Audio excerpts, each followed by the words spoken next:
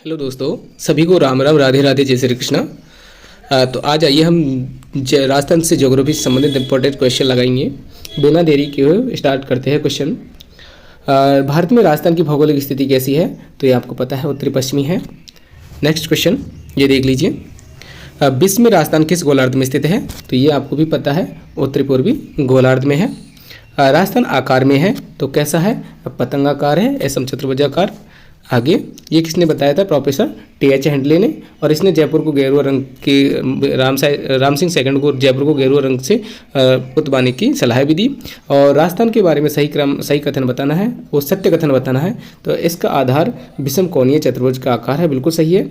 जबकि उत्तर से दक्षिण की लंबाई बतानी है तो 826 नहीं, 869 नहीं, 826 है, ये गलत है। इसका स्थलीय सीमा 6920 है, ये भी गलत है क्योंकि 5920 है। और नेक्स्ट, इसका क्षेत्रफल 3,42,200 वर्ग किलोमीटर है, ये भी गलत है। वो 239 वर्ग किलोमीटर है, जबकि 329 दिया हुआ है, तो गलत है ये। आप भी थोड़ा कंफ्यूज हो गए होंगे। राज्य का कुल क्षेत्रफल है लगभग कितना? तो 3,42,239 वर्ग किलोमीटर। ये देख लीजिए, आपको यहाँ पे दिया है 3,42,239 वर्ग किलोमीटर। वर्गमील में पूछे तो 1,32,140 वर्ग किलोमीटर में। कुल भौगोलिक क्षेत्रफल की दृष्टि से राजस्थान का कौन सा स्थान है? तो प्रथम स्थान है, दूसरे नंबर पे एमपी और तीसरे नंबर पे महाराष्ट्र। देखिए, निम्न में से कौन सा राज्य सर्वाधिक क्षेत्रफल पे है? तो आप बता चुके हैं, राजस्थान है। नेक्स्ट, क्षेत्रफल की दृष्टि से निम्न में से कौन से स्थान पर के बाद राजस्थान के बाद दूसरा स्थान किसका है? तो मध्य प्रदेश का है, आपको बता चुके हैं हम भी। राजस्थान का क्षेत्रफल भारत के कुल भौगोलिक क्षेत्र का है तो कितना है? यह है 10.41%। आगे आते हैं नेक्स्ट पेज पे। देश में कितना है? 1/10 भाग है, आप समझ गए होंगे। राजस्थान का क्षेत्रफल निम्नलिखित यूरोपीय देशों में से किसके बराबर है? तो यह है अपना पोलैंड और नॉर्वे के बराबर। पोलैंड और नॉर्वे के बराबर। बेल्जियम, स्विट्जरलैंड के बारे में आपने पढ़ा भी नहीं होगा कभी, देख लीजिए। जापान, पोलैंड, वियतनाम, नॉर्वे और जर्मनी के बराबर है, जबकि ब्रिटेन से 2 गुना है, श्रीलंका से 5 गुना है और इजराइल से 17 गुना है। क्षेत्रफल की दृष्टि से राज्य का सबसे बड़ा जिला कौन सा है? तो ये भी आप जानते हो, कौन सा है? जैसलमेर में जैसलमेर है। सबसे बड़ा इंडिया का पूछे तो कच्छ है। आगे आते हैं, प्रतापगढ़ जिले का क्षेत्रफल कितना है? तो प्रतापगढ़ जिले का क्षेत्रफल है अपना 4,000 से 5,000 के बीच में।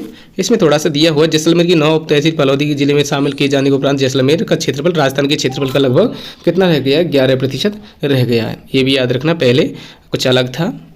राजस्थान राज्य की स्थिति एवं विस्तार के संबंध में सही कथन नहीं है, तो आपको सही कथन नहीं है, केवल इतना सा बताना है।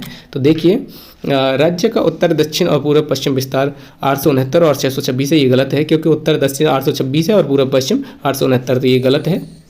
और राज्य की तो इसका आंसर यही होगा। आगे देखिए, राज्य की आकृति विषम कोणीय चतुर्भुज के समान है, बिल्कुल सही है।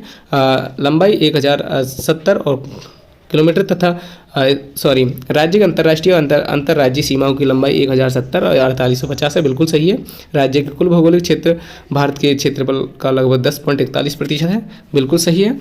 नेक्स्ट आते हैं, तो अपना है ये आपको दिखा दिया है, तो इसमें पहला आंसर सही होगा। राजस्थान का उत्तर से दक्षिण और पूरब से पश्चिम का विस्तार है, तो उत्तर से दक्षिण बताया था मैंने आपको कितना? 826 और पूरब से पश्चिम 869। राजस्थान के उत्तर से दक्षिण तथा पूरब से पश्चिम विस्तार में अंतर है, तो कितना है? आपने देख चुके हैं कितना? 43 किलोमीटर का। 69 में से 26 घटाओगे 43 आएगा। राजस्थान राज्य के उत्तर से दक्षिण की लंबाई कितने किलोमीटर है? तो ये भी आपको पता है, उत्तर से दक्षिण 826। नेक्स्ट क्वेश्चन, राजस्थान की पूरब से पश्चिम तक की लंबाई चौड़ाई कितनी है? तो ये आपको पता है, 869 किलोमीटर। नेक्स्ट आते हैं, राजस्थान के बारे में निम्नलिखित कथनों में से कौन सा सही नहीं है? तो कौन सा सही नहीं है देखते हैं। इसमें दिया है विकल्प 2 आंसर दिया है, उत्तर से दक्षिण की अपेक्षा पूर्व पश्चिम विस्तार कम है, ये गलत है, तो सही नहीं है। जबकि विकल्प 2 और 4 सही है, तो 2 और 4 सही है। देखिए, इसमें थोड़ा सा यहाँ पे भी डिफरेंस दिया हुआ है क्योंकि इसकी कुल स्थलीय सीमा 6,000 किलोमीटर से कम है, ये बिल्कुल सही है क्योंकि 5920 किलोमीटर है। उत्तर से दक्षिण की अपेक्षा पूर्व पश्चिम विस्तार अधिक है, ये भी सही है। और इसके बाद में क्या दिया हुआ है? इसका अक्षांशीय विस्तार 60 डिग्री से अधिक नहीं है, 60 डिग्री से अधिक नहीं है, तो ये तो गलत है क्योंकि 7.9 है। तो ये और ये दोनों, सॉरी, ये कौन कौन से गलत होंगे? इसका आंसर ये और ये गलत होगा वैसे तो, लेकिन दूसरा माना है तो ठीक है। राजस्थान की पूर्व से पश्चिम तथा उत्तर से दक्षिण की चौड़ाई दर्शाने वाली रेखाएं, दोनों रेखाएं किस जिले में एक दूसरे को काटती है? तो ये काटती है नागौर जिले में 74 डिग्री पर। वर्तमान में सेटेलाइट ये देख लीजिए, मेड़ता तहसील नागौर में है। अभी फिलहाल कहाँ पे है? ये मेड़ता तहसील नागौर में मध्य का घोषित किया गया है। गगराना गांव, कौन सा? गगराना गांव। लेकिन राजस्थान लोक सेवा आयोग अभी भी गोपालाई नागौर को मानता है। आगे आते हैं, निम्न में से राजस्थान के निम्न जिलों को पूर्व से पश्चिम की ओर सही क्रम में व्यवस्थित करें। तो पूर्व से पश्चिम देखना है तो ये अपना पहला होगा, पूर्व से पश्चिम चलना है। पहले आएगा बूंदी आएगा, फिर इसके बाद में आएगा अजमेर, इसके बाद में आएगा नागौर, इसके बाद में आएगा उदयपुर। तो ये इसका आंसर राइट होगा अपना ये दूसरा वाला। श्री गंगानगर शहर, श्री गंगानगर जिला क्षेत्र किस भाग में स्थित है? तो ये आप जानते हो उत्तरी भाग में स्थित है। कहाँ पे? उत्तरी भाग में स्थित है। नेक्स्ट आते हैं, निम्न जिलों को पूर्व से पश्चिम दिशा अनुसार व्यवस्थित कीजिए। तो ये करना है अपन को पूर्व से पश्चिम। तो अभी पहले भी देखा है आपने, तो ये अपना पहले होगा करौली, बिल्कुल सही है। इसके बाद होगा अपना सवाई माधोपुर, इसके पास में ही पड़ता है। और इसके बाद में होगा अपना अजमेर, और इसके बाद में होगा जोधपुर। नेक्स्ट आते हैं, निम्न जिलों को पूर्व से पश्चिम की ओर सही क्रम में व्यवस्थित कीजिए। तो ये अपना पूर्व से पश्चिम करना है ये भी।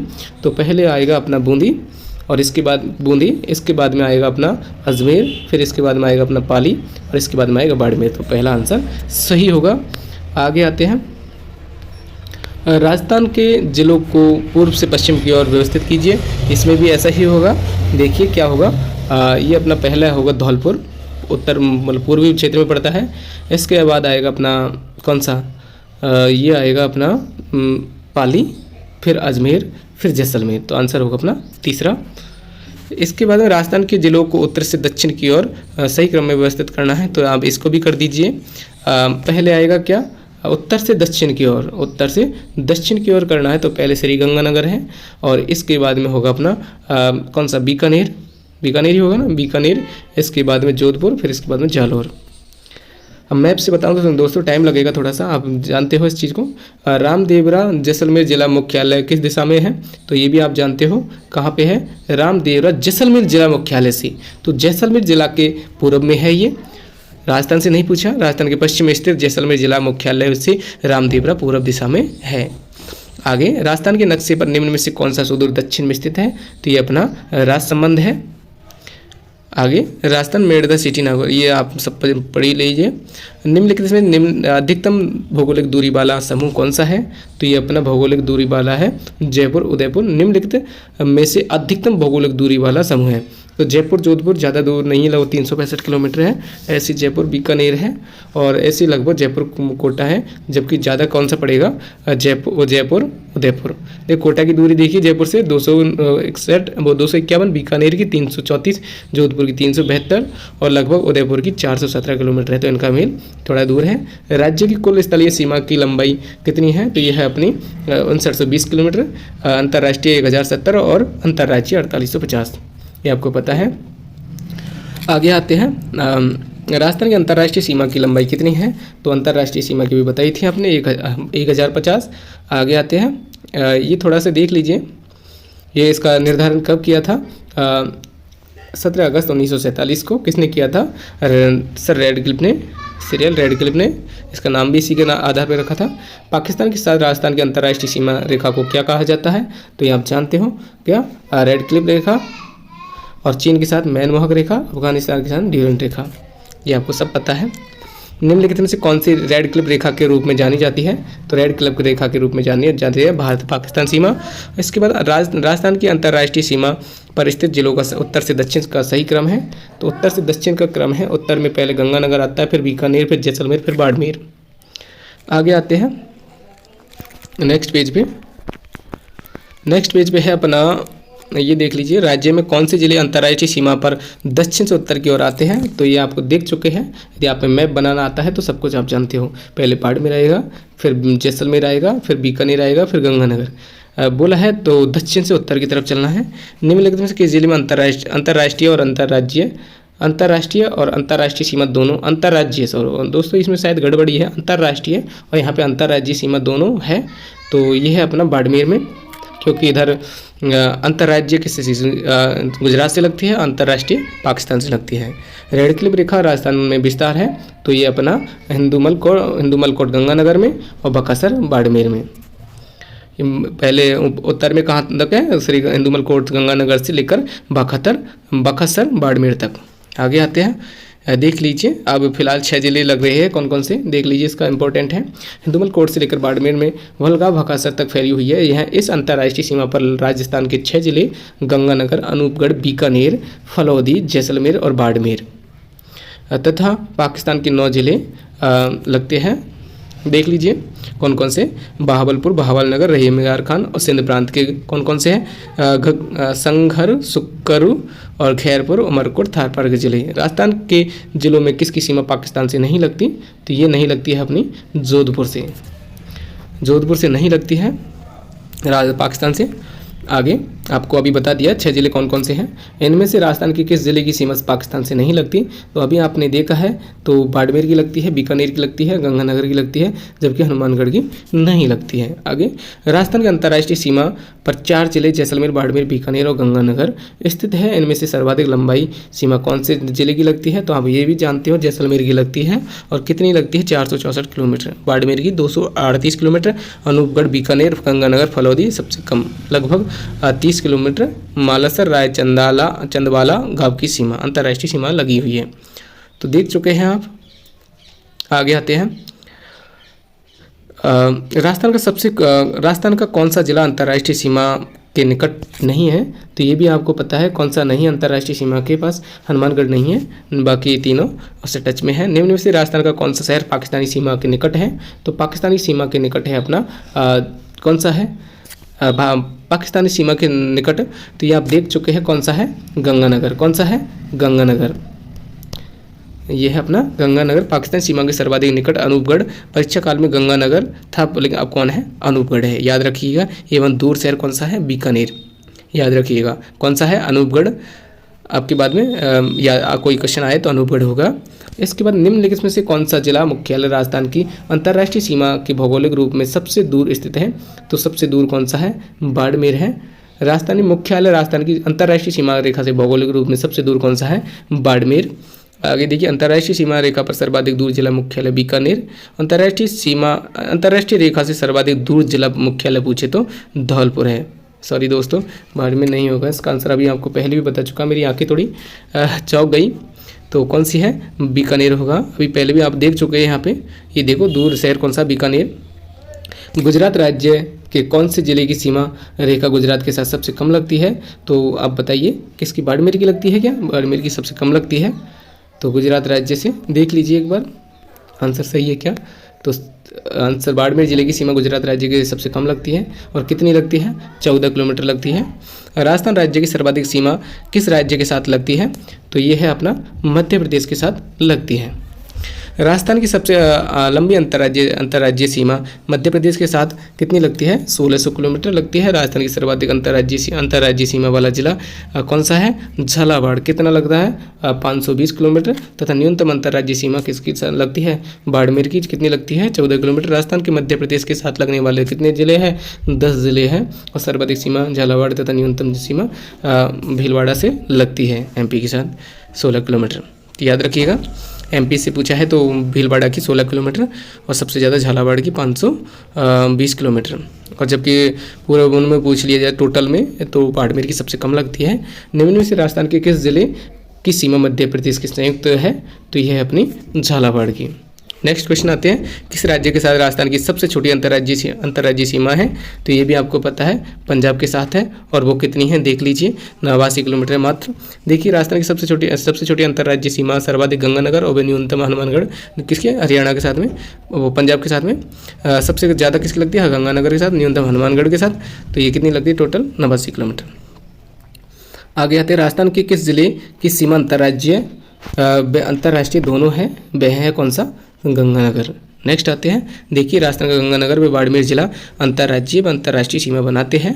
गंगानगर जिले की सीमा पाकिस्तान एवं पंजाब राज्य दोनों से लगती है, आप ये भी जानते हो क्योंकि गंगानगर किससे, एक तो पंजाब से लगता है, इधर पाकिस्तान से लगता है, तो वो अंतर्राष्ट्रीय भी हो गई और अंतर्राज्यीय भी हो गई।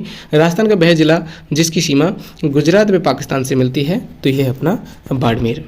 याद है आपको, देख लीजिए, बाड़मेर, किरातकूप, शिवकूप और मल्होत्र बाड़मेर के प्राचीन नाम है। ऐसा जिला है जिसकी सीमा पाकिस्तान से व गुजरात से अंतर्राज्यीय सीमा लगती है। निम्नलिखित में से राजस्थान के किन जिलों की सीमा गुजरात से मिलती है, तो आपको ये भी पता है किस किस की लगती है, तो सिरोही की लगती है और डूंगरपुर की लगती है, बांसवाड़ा की लगती है, प्रतापगढ़ की नहीं लगती। आगे, राजस्थान के किस जिले में अधिकतम जिलों की सीमा स्पर्श करती है, तो ये भी आपको पता है, पाली में। उस टाइम पाली से थी, अब फिलहाल कौन हो गया, जयपुर हो गया। देखिए, परीक्षा काल में पाली जिले के साथ अधिकतम 8 जिले की सीमा लगती थी, लेकिन अब वर्तमान में जयपुर ग्रामीण की सीमा 10 जिलों से लगती है। टोंक, दौसा, अलवर, कोटपुतली, बहरोड और नीम का थाना, सीकर, डिडवाना, कुचामन, अजमेर और दूदू जयपुर की सीमाएँ लगती हैं। टोंक के साथ 8 तथा नागौर, टोंक के साथ भी 8 लगती है और नागौर, ब्यावर, कौन कौन सी, नागौर, ब्यावर, अजमेर, पाली, जोधपुर ग्रामीण, दौसा, चित्तौड़गढ़ के साथ साथ जिलों की सीमा लगती है। ये बाकी के ज़िले हैं, इनकी साथ साथ जिलों की सीमा लगती है। आगे आते हैं, राजस्थान में सीमा पर भवानी मंडी रेलवे स्टेशन स्थित है, वो कहाँ पे है, ये है अपने भवानी मंडी MP में। राजस्थान के उन जिलों के नाम बताइए जिनकी सीमा भारत के किसी भी राज्य व अन्य देश से नहीं लगती, तो आप देख लीजिए कौन सी की नहीं लगती, तो ये नहीं लगती अपनी किसी भी राज्य, अब भारत के किसी भी राज्य व अन्य देश से नहीं लगती, तो जोधपुर की नहीं लगती, पाली की नहीं लगती, दौसा की, नागौर की, टोंक की, बूंदी की, राजसमंद की और अजमेर की किसी भी राज्य के साथ नहीं लगती। आगे आते हैं, ये व्याख्या है इसकी, देख लेना। निम्नलिखित, पहले देख लीजिए थोड़ा सा व्याख्या में, मुझे पता है आपको नई सीरीज है ये। तो परीक्षा काल में राजस्थान के अंतर्वर्ती जिलों की संख्या कितनी थी, 8 थी। कितनी थी, 8 थी। वर्तमान राजस्थान के अंतर्वर्ती जिलों की संख्या 21 हो गई है। जो राज्य अथवा अन्य देश की सीमा से नहीं बनते, नागौर, डिडवाना, ये है इसके नाम दे रखे, नागौर, डिडवाना, कुचामन, सीकर, बलोत्रा, जोधपुर ग्रामीण, ब्यावर, अजमेर, दूदू, जयपुर ग्रामीण, जालौर, पाली, राजसमंद, साहेबपुरा, केकड़ी, टोंक, गंगापुर सिटी, दौसा, सलमपुर, बूंदी है। अर्थात बहिर्वर्ती जिलों की संख्या कितनी है, 29। याद हो गया होगा, बहिर्वर्ती जिलों की संख्या कितनी है, 29 है, जबकि अंतर्वर्ती जिलों की संख्या 21 है। आगे, निम्नलिखित में से वह कौन सा जिला है जो राजस्थान की किसी भी राज्य व अन्य देश के साथ सीमा रेखा नहीं लगाता, तो यह अपना जोधपुर है। क्या पूछा है, किसी राज्य और अथवा किसी देश के साथ नहीं लगती, तो आपको पता है बाड़मेर की लगती है, बीकानेर की लगती है, जैसलमेर की भी लगती है, जबकि जोधपुर की नहीं लगती। राजस्थान के वे जिले जिनकी राजनीतिक सीमा भारत की किसी अंतर्राष्ट्रीय सीमा से नहीं लगती, तो देखिए किसकी नहीं लगती, बूंदी, दौसा, राजसमंद, पाली की नहीं लगती। जैसे आप दूसरे क्वेश्चन को उठा लीजिए, आंसर को उठा लीजिए, जैसे पाली, जयपुर, नागौर, धौलपुर, अजमेर, तो आपको पता है धौलपुर की लगती है किसके साथ में, यूपी के साथ में, तो ऐसे ये गलत होगा, तो आंसर कौन सा होगा अपना, ये तीसरा होगा। इसी प्रकार देख लिए, निम्न में से किस जिले की सीमा रेखा किसी अन्य राज्य की सीमा को नहीं छूती, तो किसके नहीं छूती, बूंदी को नहीं छूती। आगे आते हैं, निम्नलिखित में से किस राज्य की सीमा राजस्थान के साथ साझा नहीं है, तो किसके साथ नहीं है, दिल्ली के साथ नहीं है, जबकि हरियाणा, उत्तर प्रदेश, पंजाब के साथ है। निम्नलिखित में से कौन सा जिला अपनी सीमा पाकिस्तान के साथ नहीं करता, तो कौन सा नहीं करता पाकिस्तान के साथ में, तो आपको पता है दोस्तों, ये तो गलत बोल रहा है, क्योंकि कोटा नहीं करता, जयपुर भी नहीं करता, अजमेर भी नहीं करता, तो बाड़मेर भी नहीं करता, लेकिन पूछा है शायद करता है तो बाड़मेर करता है, बस इतना होगा, विकल्प में उल्टा कर दिया थोड़ा सा। आगे, राजस्थान का वह जिला जिसका भौगोलिक एवं सामाजिक वातावरण, पर्यावरण, राजनीतिक सीमा उत्तर प्रदेश व मध्य प्रदेश से मिलती है, तो ये है अपनी उत्तर प्रदेश और मध्य प्रदेश दोनों से मिलती है, ये है अपनी धौलपुर। देख लीजिए, राज्य के 4 जिलों हनुमानगढ़, डीग, धौलपुर, बांसवाड़ा की अंतर्राज्यीय सीमा दो सीमावर्ती लगती है। कौन कौन सी है, हनुमानगढ़, डीग, धौलपुर और बांसवाड़ा की। हनुमानगढ़ की लगती है किस किस के साथ में, पंजाब और हरियाणा के साथ में। डीग की लगती है और फिर धौलपुर की, बांसवाड़ा की भी लगती है। बांसवाड़ा की किसके साथ लगती है, गुजरात और MP के साथ में। तो इस प्रकार देखिए, हनुमानगढ़ की पंजाब और हरियाणा से, डीग की उत्तर प्रदेश हरियाणा के साथ में, और धौलपुर की अपना उत्तर प्रदेश और मध्य प्रदेश के साथ में, और अपना बांसवाड़ा की भी मध्य प्रदेश और गुजरात के साथ में। राजस्थान की सबसे पूर्वी जिला कौन सा है, तो पूर्वी जिला है अपना धौलपुर। देख लीजिए, राज्य का उत्तर से दक्षिण तक की लंबाई 826 किलोमीटर और विस्तार कोणागांव गंगानगर से दक्षिण में कौन सा है, बौरकुंड बांसवाड़ा में पड़ता है। और कुशलगढ़ तहसील में पूरब से पश्चिम चौड़ाई कितनी है 869 किलोमीटर तथा विस्तार पश्चिम से पश्चिम पर कटरा गांव है जो सम जैसलमेर पड़ता है और पूरब में जगमोहनपुरा की ढानी सिलावट गांव ये राजाखेड़ा धौलपुर में पड़ता है। मानचित्र उन गांवों की स्थिति को दर्शाइए मानचित्र में जहां से राजस्थान का उत्तर दक्षिण में पूर्व पश्चिम विस्तार नापा जाता है। ये स्थितियां से अंकित की गई है, नीचे दी गई क्रमावली का सही अनुक्रम पहचानिए। तो ये है अपना देख लीजिए, आपको अभी बताया था उसमें। तो कोणा गांव कहाँ पड़ता है, सैलाना कहाँ पड़ता है, तो बोरकुंड कहाँ पड़ता है, बोरकुंड तो यहाँ पड़ता है। और इसके बाद में कोणा कहाँ पड़ता है, यहाँ गंगानगर में। और सिलाना और कटरा देख लीजिए, तो कटरा कहाँ पड़ता है और सिलाना कहाँ पड़ता है, तो कटरा पड़ता है अपने यहाँ पे और सिलाना पड़ता है यहाँ पे। देख लीजिए एक बार, जैसे आपको व्याख्या में पहले बता दिए हमने। निम्नलिखित में से कौन सी तहसील राजस्थान के दक्षिण भाग में स्थित है, तो यदि आपको भूल गए होंगे तो देख लीजिए एक बार, मुझे पता है लग रहा है। तो कोणागांव गंगानगर में है और अपना कटरा कौन सा है, जैसलमेर में। तो ये आप और सिलावट, ये जगमोहनपुरा की ढानी सिलावट कहाँ पे है, धौलपुर में। ठीक है दोस्तों, भूलिए ना। निम्नलिखित में से कौन सी तहसील राजस्थान के दक्षिणतम भाग में स्थित है, तो ये अपनी है कुशलगढ़ तहसील दक्षिणतम भाग में है। इन तीनों चारों के ऑप्शनों में से 12 जिले की सीमा राजस्थान के कितने जिलों में लगती है, तो 12 जिले की लगती है। दो जिलों के साथ में कौन कौन से, कोटा और झालावाड़ की साथ में। सवाई माधोपुर की सीमा राजस्थान के किस जिले से नहीं लगती, तो अपने धौलपुर से नहीं लगती, दौसा कोटा टोंक से लगती है। कर्क रेखा राजस्थान के किन जिलों से होकर गुजरती है, तो ये गुजरती है अपनी बांसवाड़ा और डूंगरपुर के जिलों से। आगे देख लीजिए थोड़ा सा इसके बारे में। कर्क रेखा राजस्थान के दक्षिण जिसरे डूंगरपुर के चिखली गांव कहाँ है, डूंगरपुर में। और बांसवाड़ा के कुशलगढ़ तहसील से होकर गुजरती है। राजस्थान में कर्क रेखा की सर्वाधिक निकट स्थिति शहर बांसवाड़ा में कर्क रेखा की सर्वाधिक लंबाई है और कितनी है, 26 किलोमीटर मात्र। कर्क रेखा राज्य के किस जिले से होकर गुजरती है, ये आप देख चुके हैं, कहाँ से, बांसवाड़ा से। आगे आते हैं हम, कर्क रेखा किस जिले से गुजरती है, ये भी आप देख चुके हैं, डूंगरपुर से। आगे आते हैं, कर्क रेखा राजस्थान के किस भाग से गुजरती है, ये भी आपको पता है, दक्षिण भाग से। राजस्थान के दक्षिण में होकर गुजरती है, तो आपको पता है ये कर्क रेखा। और आगे कर्क रेखा कौन सी नदी है जिसको कर्क रेखा 2 बार काटती है, तो यह माई नदी, याद रखिएगा। राजस्थान के जिस जिले में सूर्य किरणों का तिरछापन सर्वाधिक होता है वह जिला कौन सा है, श्रीगंगानगर। आपको पता है दक्षिणी छोर पर तो सबसे ज़्यादा सीधी पड़ेगी और उत्तरी छोर पर तिरछी पड़ेगी। तो ये देखिए सूर्य किरण कर्क रेखा सीधी पड़ती है कर्क रेखा पर, इससे जिस जिले की दूरी अधिक तक होगी उस पर किरणें सर्वाधिक तिरछी होगी। अतः सूर्य की किरणें बांसवाड़ा जिले में सीधी और गंगानगर में तिरछी पड़ेगी, याद रखिएगा। 21 जून को सूर्य राजस्थान के किस जिले में लंबवत चमकता है, तो बांसवाड़ा में चमकता है, ये देख लीजिए। सर्वाधिक वर्षा वाला दूसरा जिला कौन सा है, बांसवाड़ा। और सूर्य की सबसे सीधी किरणें कौन सी है, सीधी पड़ती है, पहला कौन सा है, झालावाड़, दूसरा कौन सा है, बांसवाड़ा। किस जिले में सूर्य की किरणें सबसे पहले निकलती है, तो ये निकलती है धौलपुर में, क्योंकि ये पूरब की तरफ है। आगे आते हैं, पूरब से पश्चिम तक जाने में सूर्य को कितना टाइम लग जाता है, मतलब किरणें में जाने में, तो 35 मिनट 8 सेकंड का अंतर है, तो याद रखिएगा। राजस्थान का किस राज्य के साथ सीमा विवाद चल रहा है, तो किसके साथ चल रहा है, मध्य प्रदेश, उत्तर प्रदेश, गुजरात, पंजाब। तो आपको बताना है किसके साथ चल रहा है, तो आंसर व्याख्या में देख लीजिए। किसके साथ चल रहा है, उदयपुर संभाग के मांडवा क्षेत्रीय झांझर तथा गुजरात के बीच में, याद रखिएगा। राजस्थान और गुजरात के बीच में सीमा विवाद चला हुआ है। 200 बीघा का विवाद राज्यों में पुनर्गठन के समय था। देखिए उत्तर दक्षिण विस्तार किस जिले का है, तो वह है किसका, चित्तौड़गढ़ का। ये देखिए उत्तर दक्षिण कहाँ पे, उत्तर दक्षिण में उत्तर दक्षिण विस्तार जिस जिले का है वह है कौन सा, चित्तौड़गढ़। आगे कौन सा युग्म सही है, ये बहुत इंपॉर्टेंट क्वेश्चन है, तो देख लीजिए कौन सा युग्म सही है। तो देखिए 23 डिग्री 03 से 30 डिग्री 12 नॉर्थ, इसके बाद में 69 डिग्री 30 मिनट से 78 डिग्री 17 ईस्ट। ये अक्षांश है ऊपर वाला, नीचे देशांतर है, और ये वर्ग किलोमीटर में दिए हुआ है, तो 3,42,239.74 वर्ग किलोमीटर इसका क्षेत्रफल है। ये भी आप टिक लगा लीजिए। इसके बाद में आते हैं, देख याद रखिएगा, भूले नहीं, 23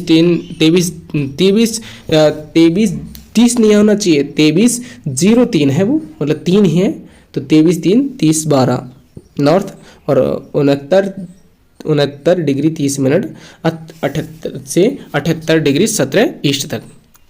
याद रखिए राजस्थान का अक्षांशीय विस्तार 2303 से उत्तरी अक्षांश 30 12 उत्तरी अक्षांश तथा देशांतरीय विस्तार 69 30 से पूर्वी देशांतर से 78 17 पूर्वी देशांतर। राजस्थान का अक्षांशीय विस्तार है तो अभी आप देख चुके हैं दोस्तों, अक्षांशीय विस्तार आपको पता है ये भी 2303 से 30 12 उत्तर।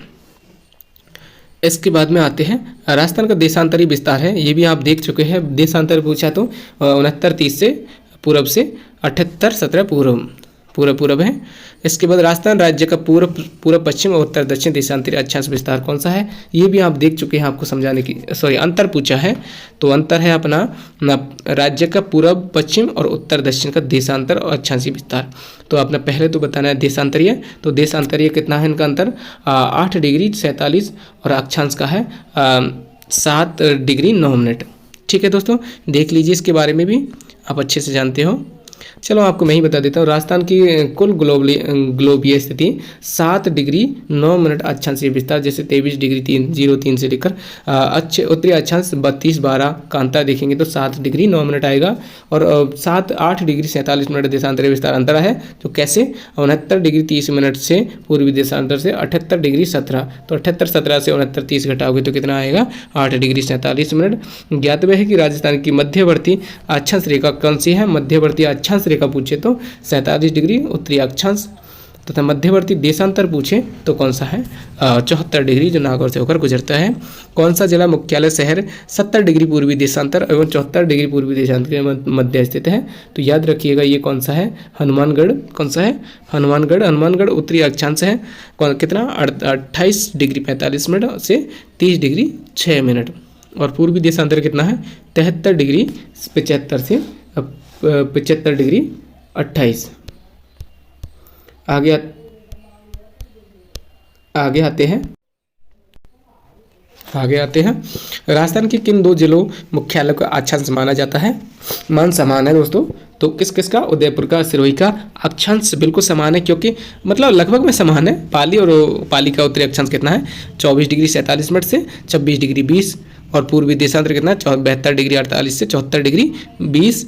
ऐसे बाड़मेर का उत्तरी अक्षांश कितना 24 50 से 26 32, और पूर्वी देशांतर 70 से 72। तो किसका बताया दोस्तों मैंने, मुझे भी पता नहीं शायद, पाली और बाड़मेर का। किसका बताया था, पाली और बाड़मेर का। कोटा की देशांतरीय स्थिति है तो यह है अपनी 75 डिग्री से 77 डिग्री देशांतर पूर्व। इसके बाद में आता है कोटा का उत्तरी अक्षांश 24 डिग्री 26 से 25 डिग्री 51 मिनट है। पूर्वी देशांतर अपना कितना है 75 डिग्री 37 से 77 डिग्री 29 है। आगे सुमेलित करना है ये, तो सुमेलित करना है कौन कौन से कितने डिग्री पे पड़ता है। तो अक्षांश है दोस्तों ये, तो बांसवाड़ा लगभग कितने पे पड़ता है, ये आपको पता है, ये अपना पड़ता है इससे 30 डिग्री 03 से, और श्री गंगानगर लगभग ये पड़ता है अपना ये इससे, और जैसलमेर पड़ता है अपना जैसलमेर अपना पड़ता है कितने पे 78 17 पे, और धौलपुर पड़ता है अपना 69 30 पे। देशांतर अक्षांश दिए हुए आप समझ गए होंगे इनको। तो चलो आते हैं उत्तरी अक्षांश तथा 70 डिग्री पूर्वी देशांतर राजस्थान के निम्नलिखित में से क्रमशः मतलब 23.5 डिग्री उत्तरी अक्षांश और 70 डिग्री पूर्वी देशांतर रेखा राजस्थान के निम्नलिखित में से किस जिले से होकर गुजरती है। तो आपको पता है बांसवाड़ा और जैसलमेर से, क्योंकि 23.5 डिग्री उत्तरी अक्षांश बांसवाड़ा से और 70 डिग्री पूर्वी देशांतर कैसे जैसलमेर से। जिस जिले में 70 डिग्री पूर्वी देशांतर रेखा गुजरती है वो आपको पता है जैसलमेर है। आगे आते हैं यदि कलकत्ता में 83 डिग्री पूर्वी देशांतर पर स्थित है तो सूर्योदय के समय 6 AM है, तो अजमेर में जो 74 डिग्री पूर्वी देशांतर पर स्थित है तो सूर्योदय का समय कितना होगा। तो दोस्तों इसका आंसर मैथ मेथड से है। तो देखिए 1 डिग्री का मान कितना होता है 4 मिनट, तो कितने डिग्री का अंतर है इसमें, इन दोनों में अंतर है 74 से 83, मतलब आप जानते हो कितना मिनट का कितना डिग्री का 6 और 3 9 मिनट का, तो 9 चौका 36, तो कितना 36 मिनट का अंतर है। तो देख लीजिए कितना आएगा आंसर अपना 6:36 AM, 6:36 AM होगा। समझ गए होंगे 9 मिनट का अंतर है और एक डिग्री का मान 4 मिनट होता है, तो आप समझ गए। ये तो ये देख लीजिए इसका मान, यहाँ देख लीजिए 83 से जो 74 घटाएंगे तो 9 देशांतर आएगा, और 4 मिनट में गुना करने पर कितना 36 मिनट का। तो ये अपना होगा, क्योंकि सूर्योदय पहले कलकत्ता में होता है फिर अजमेर में, तो इधर की तरफ क्या होगा, मान बढ़ेगा बढ़ेगा या घटेगा, नहीं, पहले अजमेर में होगा फिर इसके बाद कलकत्ता में होगा, तो कलकत्ता फिर अजमेर में दिखाई देगा। तो अजमेर 74 से है तो समय जुड़ेगा, समय जुड़ेगा। भारतीय समय देखिए 6:15 साय पर घटोल जो 23 डिग्री 45 उत्तरी अक्षांश और 74 डिग्री 25 पूर्वी देशांतर पर स्थित है, तो स्थानीय मान समय क्या होगा, आप निकाल लीजिए दोस्तों। इसको अच्छे से आप जानते हो, अभी आपको बता दिया है, तो आंसर होगा ये। इसके बाद में देख लीजिए दोस्तों, जैसे आप 42.5 डिग्री भारतीय मानक समय पर 6:15 साय है, तो 74-25 पूर्वी देशांतर पर समय होगा। तो देशांतर का अंतर है कितना, 8-8.5 डिग्री, और 4 गुना से करेंगे तो अपना 32 डिग्री 20 मिनट आएगा, 32 सेकेंड, तो 32, तो ये होगा अपना टाइम घटेगा, क्योंकि अपन है पश्चिम की तरफ जाने पर शायद समय घटेगा। नेक्स्ट आते हैं, और पूरब की तरफ जाने पर समय बढ़ेगा। तो राजस्थान राज्य की सीमा को स्पर्श करने वाले भारतीय राज्यों की संख्या है, तो कितनी है, 5 है। राजस्थान राज्य की सीमा को स्पर्श करने वाले भारतीय राज्यों की संख्या कितनी है, 5 है, आप जानते हो अच्छे से उनको भी। आगे आते हैं, ये देख, नेक्स्ट कौन सा क्वेश्चन आ गया, नेक्स्ट कुछ और खुल गया क्या,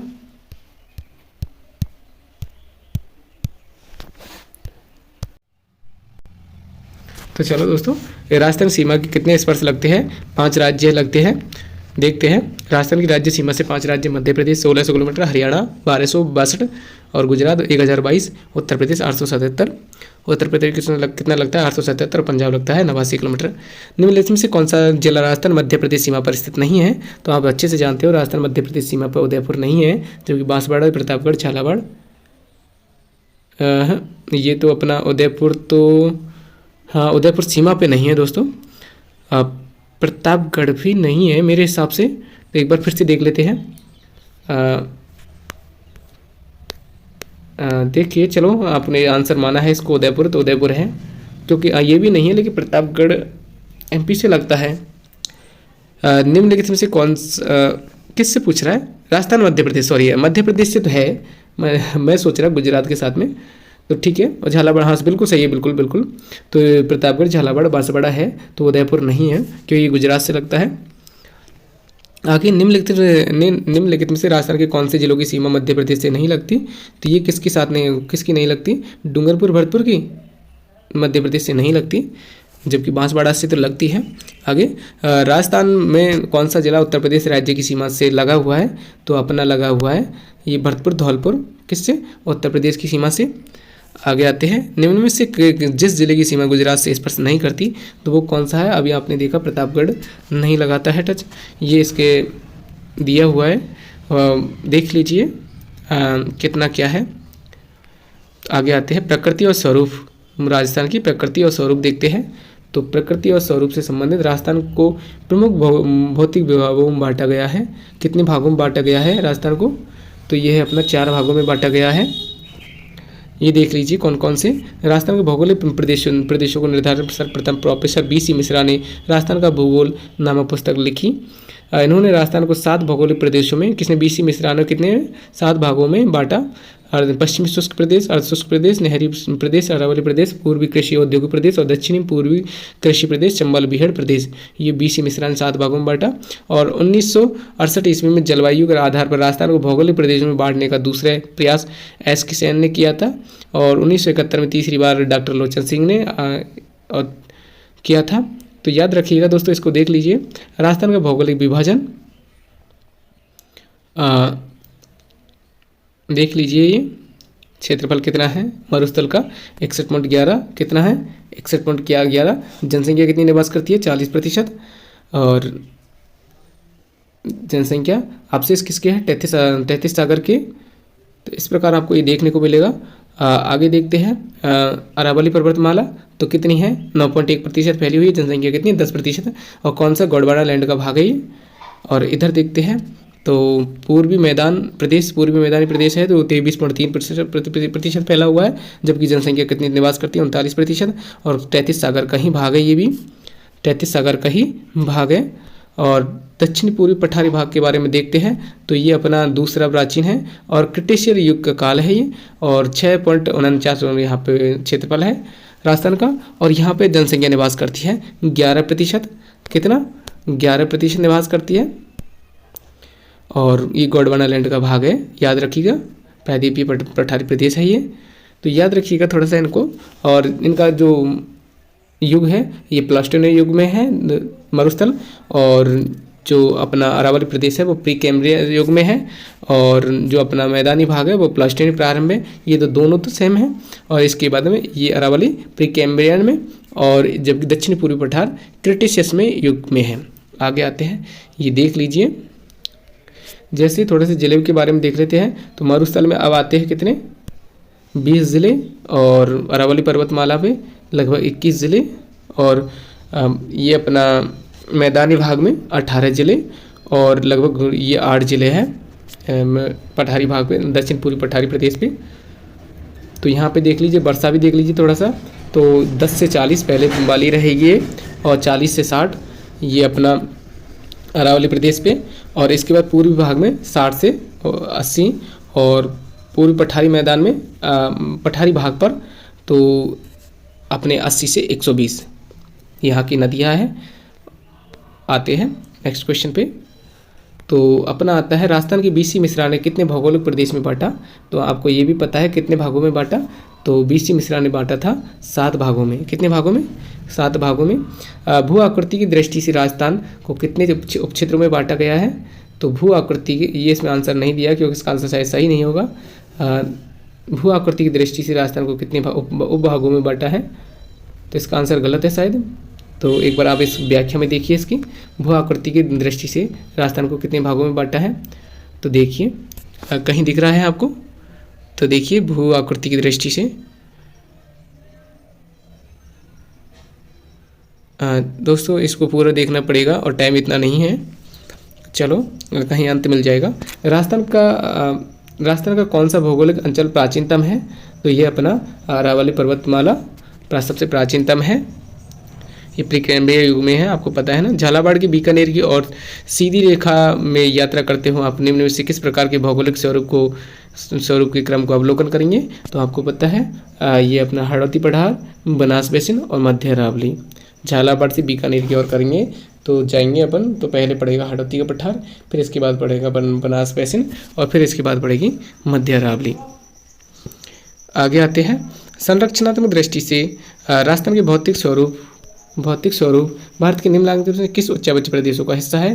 तो ये अपना उत्तरी बृहद मैदान का और प्रायद्वीपीय पठार का, याद रखिएगा, बिल्कुल इंपॉर्टेंट है। इसके बाद राजस्थान के दक्षिण पूर्वी पठार भाग में औसत वार्षिक कितनी वर्षा होती है। तो ये अपनी वार्षिक कितनी होती है 80 से 120, अभी आपको बताया था मैंने।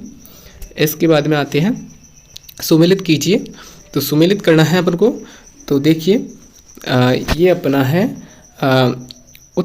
उत्तर पश्चिमी रेगिस्तान, यहाँ पे वर्षा कितनी होती है। तो ये होती है अपना, एक मिनट थोड़ा सा कितना, ठीक है, क्योंकि यहाँ पे थोड़ा सा मुझे भी ऐसी प्रॉब्लम आ रही थी, दिखाई नहीं दे रहा था। तो उत्तर पश्चिमी रेगिस्तान में कितनी होती है 12 से 15 सेमी वर्षा होती है, और पूर्वी रेगिस्तान में कितनी हो रही थी तो 40 से 80, और मध्यवर्ती पठारी भाग में 20, मध्यवर्ती पठारी भाग में ये हो रही थी अपनी 20 से 90 के बीच में, और दक्षिण पूर्वी पठारी भाग में 75 सेमी। तो ये इसका आंसर हो रहा है कौन सा, फोर्थ क्वेश्चन, वो फोर्थ आंसर। इसके बाद राजस्थान के धरातलीय स्वरूपों के संबंध में कौन सा कथन गलत है। तो धरातलीय स्वरूप के रूप में कौन सा गलत है। पहले देखिए, अरावली विश्व की प्राचीनतम बलित पर्वतमाला है, बिल्कुल सही है। इसके बाद में पश्चिमी बालू का मैदान 33 सागर का अवशेष है, बिल्कुल सही है। दक्षिण पूर्वी पठान गोंडवाना लैंड का विस्तार है, बिल्कुल सही है। जबकि ये गलत है, और क्यों गलत है, क्योंकि उत्तर पूर्वी मैदान सिंधु नदी द्वारा निर्मित मैदान का भाग है। क्यों ये गलत है, क्योंकि सिंधु नदी का मैदान नहीं है, यहाँ पर 33 सागर का अवशेष माना जाता है। और इयोसीन काल और प्लास्टोनियन युग में इस क्षेत्र में एक विशाल समुद्र 33 सागर हुआ करता था। राजस्थान में वो कौन से भौगोलिक विभाग अपने धरातलीय लक्षणों से सही सुमेलित है। तो देखिए कौन सा सुमेलित है, तो अपना ये अपना देखिए, तो पहला देखते हैं अपन तो भौगोलिक विभाग दक्षिण पूर्वी पठार शैल समूह है, आर्कियन विंध्यन क्रम, धरातलीय लक्षण, गोंडवाना लैंड का विस्तार है, बिल्कुल सही है। गोंडवाना लैंड का विस्तार है, पूर्वी ये दक्षिण पूर्वी पठार, आप देख लीजिए। इसके बाद में भौतिक विभाग पश्चिमी बालू का मैदान, जो पश्चिमी बालू का मैदान है वो किसका ये 33 सागर का अवशेष है, बिल्कुल आप जानते हो। और इसके बाद में ब्रिटिश युग की है वो।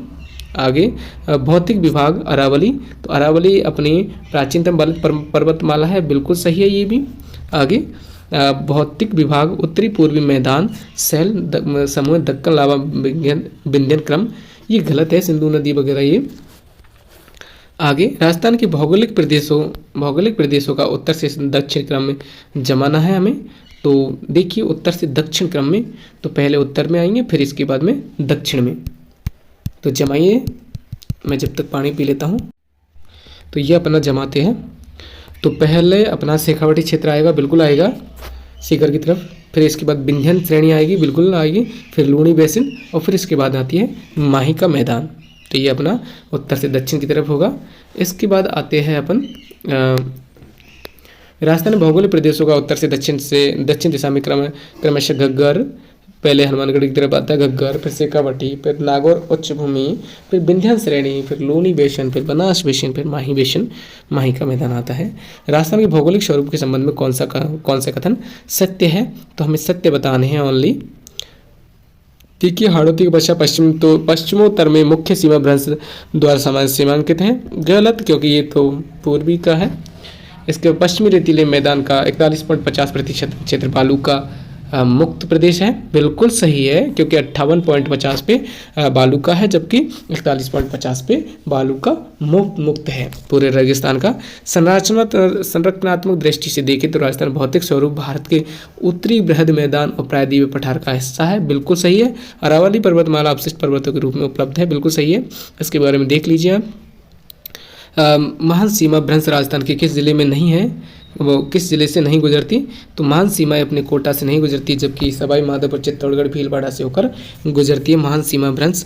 राजस्थान के भौतिक प्रदेशों के संबंध में सही कथन है, तो देख लीजिए सही कथन कौन सा है। तो ये देखिए अपना पहला ही वाला सही है। देखिए कैसे, राज्य में 61.11% भू क्षेत्र में पश्चिमी रेतीला मैदान है, बिल्कुल सही है। नेक्स्ट, राज्य में 9.60% भू क्षेत्र में अरावली पर्वतमाला है प्रदेश है, क्योंकि आपको बता चुका हूँ दोस्तों, तो ये 60 नहीं है, 9.60 नहीं है ये, तो इसका गलत है ये। आगे राज्य में 23.03% भू क्षेत्र में पूर्वी मैदान है, ये भी गलत है, क्योंकि 21% है, जबकि 23% जनसंख्या निवास करती है। राज्य के 6.37% भू क्षेत्र में दक्षिण पूर्वी पठारी प्रदेश का मैदान है, तो ये भी गलत है। आपको सारणी बता, ओ माय गॉड,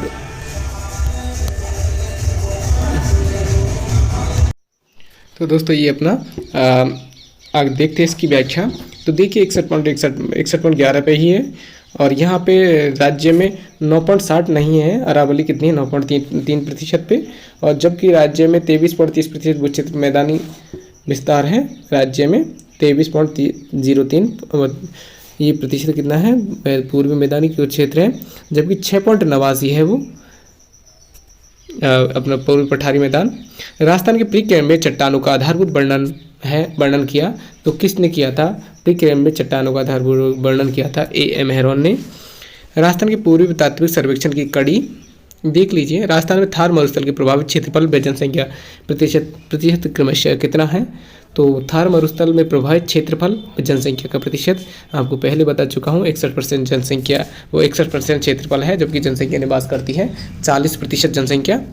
आगे आते हैं, राजस्थान का मरुस्थल किस नाम से जाना जाता है? तो ये जाना जाता है थार का मरुस्थल के नाम से। देख लीजिए, थोड़ा सा मैं इंडिया लेवल से काफ़ी जानता हूँ। गोबी अपना कहाँ पे पड़ता है, गोबी कहाँ पड़ता है? सहारा अफ्रीका में पड़ता है। कालाहारी भी लगभग वहीं पड़ता है, और गोबी मंगोलिया में पड़ता है। कहाँ पे पड़ता है? मंगोलिया में। तो इंडिया लेवल से मुझे काफ़ी आता है, स्टेशन मास्टर पोस्ट है। तो आगे आते हैं, राजस्थान का लगभग कितने प्रतिशत भूभाग मरुस्थलों से घिरा हुआ है? तो कितना प्रतिशत भूभाग? 61% भूभाग, कितना? 61% भूभाग पर। आगे अरावली श्रृंखला के पश्चिमी व उत्तर पश्चिमी जिलों की संख्या 12 है। तो राज्य की कितने प्रतिशत जनसंख्या निवास करती है वहाँ पे? तो 12 जिलों में। तो उस टाइम की समय की बात है, तो उस टाइम 40% जनसंख्या, कितने जिले थे? 12, अब कितने हो गए? 20। राजस्थान में कौन सी एक भौगोलिक विभाजन सर्वाधिक क्षेत्रफल वाला है? तो ये अपना है कौन सा? उत्तरी पश्चिमी मरुस्थल प्रदेश सब सर्वाधिक क्षेत्रफल वाला है। तो कितना है? 61% पे है। राजस्थान में मरुस्थल का विस्तार ये पश्चिम से पूरब की ओर है, बिल्कुल सही है, पश्चिम से पूरब की ओर। क्या बोला? राजस्थान में मरुस्थल का विस्तार दिशा में हो रहा है। हाँ, तो पश्चिम में तो है ये, तो पूरब दिशा की तरफ बढ़ रहा है, लेकिन बीच में अरावली है, वो रोक देगी, कोई दिक्कत नहीं है। थार मरुस्थल का विस्तार निम्न किन राज्यों में है? तो थार का राजस्थान, पंजाब, गुजरात, हरियाणा इनमें है, देख लीजिए। लगभग राजस्थान में 85% पाकिस्तान में भारत में कितना है थार का मरुस्थल? लगभग 85% और पाकिस्तान में 15%। इसका विस्तार भारत में लगभग कितना है? 62% पे। हरियाणा, गुजरात, पंजाब में भी है ये, तो सबसे ज़्यादा राजस्थान में है, कितना? 62%। थार का मरुस्थल उत्तर पश्चिम में कितना? 640 किलोमीटर लंबा है। उत्तर पश्चिम में 640 किलोमीटर लंबा व 300 किलोमीटर चौड़ा रेतीला मरुस्थल है। इसका कुल क्षेत्रफल कितना है? 1,75,000 वर्ग किलोमीटर। याद रखिएगा, डॉक्टर हरिमोहन सक्सेना की पुस्तक राजस्थान का भूगोल में है ये। कितना? 1,75,000 वर्ग किलोमीटर। यहाँ सर्वाधिक जैव विविधता पाई जाती है, अतः इस क्षेत्र को रुक्ष क्षेत्र भी कहते हैं। थार के रेगिस्तान में एकाएक वर्षा होने से बालू का स्तूपों के मध्य निचली भूमि के गर्त जल से भर जाते हैं, तो ये मध्यवर्ती गर्त क्या कहलाते हैं? महरों कहलाते हैं। मरुस्थलीय क्षेत्रों में जहाँ जल बेसिन पाए जाते हैं उनके चारों ओर हरियाली विकसित हो जाती है, जिसे क्या कहते हैं? नखलिस्तान कहते हैं। क्या बोला? मरुस्थल क्षेत्र में जहाँ बेसिन पाए जाते हैं उनके चारों हरियाली विकसित हो जाती है, उसे क्या कहते हैं? नखलिस्तान कहते हैं। याद रखिएगा ना। आगे आते हैं। पश्चिमी मरुस्थल क्षेत्र का क्षेत्रफल लगभग कितना है? तो अभी आपको बताया था 1,75,000 वर्ग किलोमीटर। राजस्थान का परिगणित मरुस्थल क्षेत्र लगभग कितना है? तो ये है अपना 1,69,250 वर्ग किलोमीटर परिगणित मरुस्थल क्षेत्र है। आगे आते हैं राजस्थान भूभाग कुछ गलत नहीं बोल दिया मैंने। हाँ, तो 1,79,250 किलोमीटर, कुछ बोलने में गलती हो गई हो तो। इसके बाद राजस्थान भूभाग के क्षेत्रफल का कितना भाग रेगिस्तान है? तो आपको पता है लगभग 2/3 भाग रेगिस्तान है राजस्थान का। और भारत में थार मरुस्थल का कितना प्रतिशत भाग राजस्थान में है? तो अभी आपको बता चुके हैं, थार मरुस्थल का कितना है? 62% भाग पर है। आगे इसमें नहीं है। राजस्थान में कौन सा मरुस्थल स्थित है? तो राजस्थान में लगभग अपना थार का कौन सा है? थार का ये क्लिक नहीं हो रहा है, तो थार का रेगिस्तान है। राजस्थान में कौन सा मरुस्थल है? थार का। आगे ये थार मरुस्थल के संदर्भ में निम्न कथनों में से सही कथन है, तो देख लीजिए दोस्तों, यह संपूर्ण मरुस्थल रेतीला एवं बालू का स्तूप क्षेत्र है। क्या बोला? राजस्थान के बारे में बोल रहा है, किसके बारे में बोल रहा है? थार मरुस्थल के संदर्भ में। तो ये तो गलत है, क्योंकि 58.50 पे तो अपना मरुस्थल में जो रेगिस्तान है उसमें बिल्कुल रेतीला है, और बाकी 41.50 पे हमादा है, तो आप जानते हो। तो यह लगभग 1,75,000 वर्ग किलोमीटर क्षेत्र में विस्तृत है, बिल्कुल सही है। और यह 25 सेमी समवर्षा रेखा के पश्चिम में स्थित है, बिल्कुल सही है। और भालेरी मेडा नदी, ये इसको छोड़िए, गलत है, तो ये भी इसका गलत है। तो कौन कौन से आंसर सही हो गए? ये 2 और तीसरा। आगे भू जलवायु के प्रमाणों के आधार पर आज से लगभग कितने वर्ष पूर्व राजस्थान के मरुस्थल का अस्तित्व नहीं था? तो आज से कितना, ये क्या हो रहा है? तो दोस्तों हम क्या पढ़ रहे थे? भू जलवायु प्रमाणों के आधार पर आज से लगभग कितने वर्ष पूर्व राजस्थान के मरुस्थल का अस्तित्व नहीं था? तो ये अपना नहीं था, 7,000 वर्ष पूर्व राजस्थान रेगिस्तान का अस्तित्व नहीं था। आगे आते हैं। निम्न में से थार मरुस्थल किस भाग की समुद्र तल से सबसे कम ऊंचाई है? तो ये अपनी दक्षिण भाग की समुद्र तल से सबसे कम ऊंचाई है। इसकी समुद्र तल से ऊंचाई लगभग 200 मीटर है, और 300 मीटर उत्तरी भाग की है। तो कितनी है? 300 मीटर, और 200 मीटर किसकी है? इसकी दक्षिण भाग की। राजस्थान के कितने जिलों में थार रेगिस्तान फैला हुआ है? तो आपको पता है 12 जिलों में। कितने जिलों में? 12 जिलों में बताया है, लेकिन अब कितना हो गया? 20 जिले, याद रखिएगा। गतिशील रेत के टीले को राजस्थान की स्थानीय भाषा में क्या कहते हैं? तो गतिशील रेत के टीले को कहते हैं अपन धरियन। क्या कहते हैं? धरियन। पश्चिमी राजस्थान में शुष्क मरुस्थल बालू रेत के टीले धौरे और धरियन के अधिक फैलाव के कारण थली कहा जाता है। वायु द्वारा लाई गई समस्त बालू का भार शीर्ष के छोर पर वायु की मंद गति पड़ने के कारण छोड़ दिया जाता है तथा इसकी दोनों भुजाओं के बीच वायु की रकड़ से गर्त बन जाता है, जिसे स्थानीय भाषा में ढांड या ढांड कहा जाता है। थार मरुस्थल में ढांड के नाम से कौन सा जाना जाता है? तो ये जाना जाता है चंद्राकार बालू का स्तूप में गर्त, ढांड। आगे आते हैं, राजस्थान स्थित थार का मरुस्थल किसका अवशेष है? तो ये अपना अवशेष है तैथिस सागर का। ये देख लीजिए, थार का रेगिस्तान पूर्वी मैदान भाग किसी समय तैथिस महासागर का भाग था। तैथिस महासागर के अवशेष के रूप में राजस्थान में आज भी सांबर, डिडवाना, पचपदरा और आदि खारे पानी की बड़ी झीलें हैं स्थित है। आकल गाँव जैसलमेर में जीवाश्म प्रमाण भी इसके इंगित किए गए हैं। आगे आते हैं, प्लाया झील राजस्थान के किस भौगोलिक अंचल से मिलती है? तो आपको पता है थार के मरुस्थल से, अभी आपने व्याख्या में देखा है। गोंडवाना प्रदेश राजस्थान के किस बृहत भू आकृति का भाग है? तो यह अपना है पश्चिमी शुष्क मैदान का गोंडवाना प्रदेश राजस्थान के किस बृहत भूभाग का भाग है? तो पश्चिमी शुष्क प्रदेश का गौड़बाड़ा, तो वो उससे अलग है, उदाहरणों क्षेत्र है, लेकिन गौड़बाड़ प्रदेश पूछा है। क्या पूछा है? गौड़बाड़ प्रदेश। तो ये अपना पश्चिमी शुष्क प्रदेश से। निम्न में से कौन सी विशेषता थार के मरुस्थल से संबंधित नहीं है? तो अपनी है यहाँ सदाबहार वन पाए जाते हैं। ये नहीं है, क्योंकि थार के मरुस्थल में सदाबहार वन कहाँ होंगे? आपको पता है, यह शुष्क व अर्धशुष्क जलवायु से है, यह रेतीला मिट्टी है, यहाँ बालू के स्तूप पाए जाते हैं। आगे आते हैं, अंतरिम मेहमानों की पसंदीदा जगह जहां एक दशक में 9 उल्का पिंड गिरे। तो आप बताइए कहाँ पे गिरे थे ये? तो ये गिरे थे थार के अंचल में। कहाँ गिरे थे? थार के अंचल में। व्याख्या देख लीजिए, पिछले एक दशक में सर्वाधिक उल्का पिंड थार के रेगिस्तान में गिरे और पाकिस्तान में थार के मरुस्थल को क्या बोलता है? चलिस्तान के नाम से जाना जाता है। थार का मरुस्थल विश्व में सबसे अधिक आबादी वाला मरुस्थल है। आगे, बाब बोल्डर्स बेड राजस्थान के किस जिले में है? तो ये अपना है जोधपुर में। नेक्स्ट आते हैं,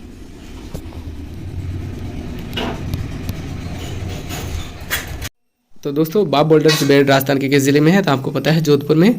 बाब बोल्डर्स युग से संबंधित है, तो ये किससे है? कार्बोनीफेरस से है। किससे है? कार्बोनीफेरस से। आगे आते हैं, पूर्वी राजस्थान के रेतीले मैदान का कितना प्रतिशत क्षेत्र बालू का स्तूप मुक्त है? तो आपको बता चुके हैं हम कितने, 41.5 पर बालू का युक्त मुक्त प्रदेश है, जबकि 58.5 पर बालू का स्तूप है। ये देख लीजिए, बालू का स्तूप मुक्त क्षेत्र। इसके बाद में आते हैं, राजस्थान के पश्चिमी रेतीले मैदान के क्षेत्र में बालू का स्तूप पाए जाते हैं। तो 60% पर, मतलब आपको बता चुके हैं 58.5 पर। आगे लगभग देख लीजिए, ये राजस्थान में निम्नलिखित में से कौन सा एक बालू का स्तूप प्रकार नहीं है? तो ये कौन सा नहीं है? थली नहीं है, जबकि बरखान पौरावलिक और सीप क्या है? बालू का स्तूप है। जैसे देख लीजिए, बालू का स्तूप युक्त मरुस्थलीय प्रदेश बालू का स्तूप मुख्य रूप से मिट्टी के अपर्दन और निक्षेपण का प्रतिफल है, जिसे टीले, धौरे और साहित्य भाषा में धरियन, जैसलमेर की स्थानीय धरियन आदि नामों से जाना जाता है। सर्वाधिक बालू स्तूप जैसलमेर में और सभी प्रकार के बालू स्तूप, सभी प्रकार के बालू का स्तूप कहाँ? जोधपुर में देखने को मिलते हैं। और जबकि सबसे ज़्यादा सर्वाधिक कहाँ पे है? जैसलमेर में। बालू का स्तूप के प्रकार देखते हैं पवन की गति के अनुसार। तो कौन कौन से पवन की गति के अनुसार? तो अनुदैर्घ्य है, परमाणुवर्ती और रेखीय बालू का स्तूप भी कहते हैं इनको। एक बरखान है अपना, जो अर्धचंद्राकार बालू का स्तूप कहते हैं इसको। और एक अनुप्रस्थ, हाँ, तो ये अनुदैर्घ्य कौन कौन से पवन की गति में? अनुदैर्घ्य और बरखान। इसके बाद में आते हैं अनुप्रस्थ बालू का स्तूप।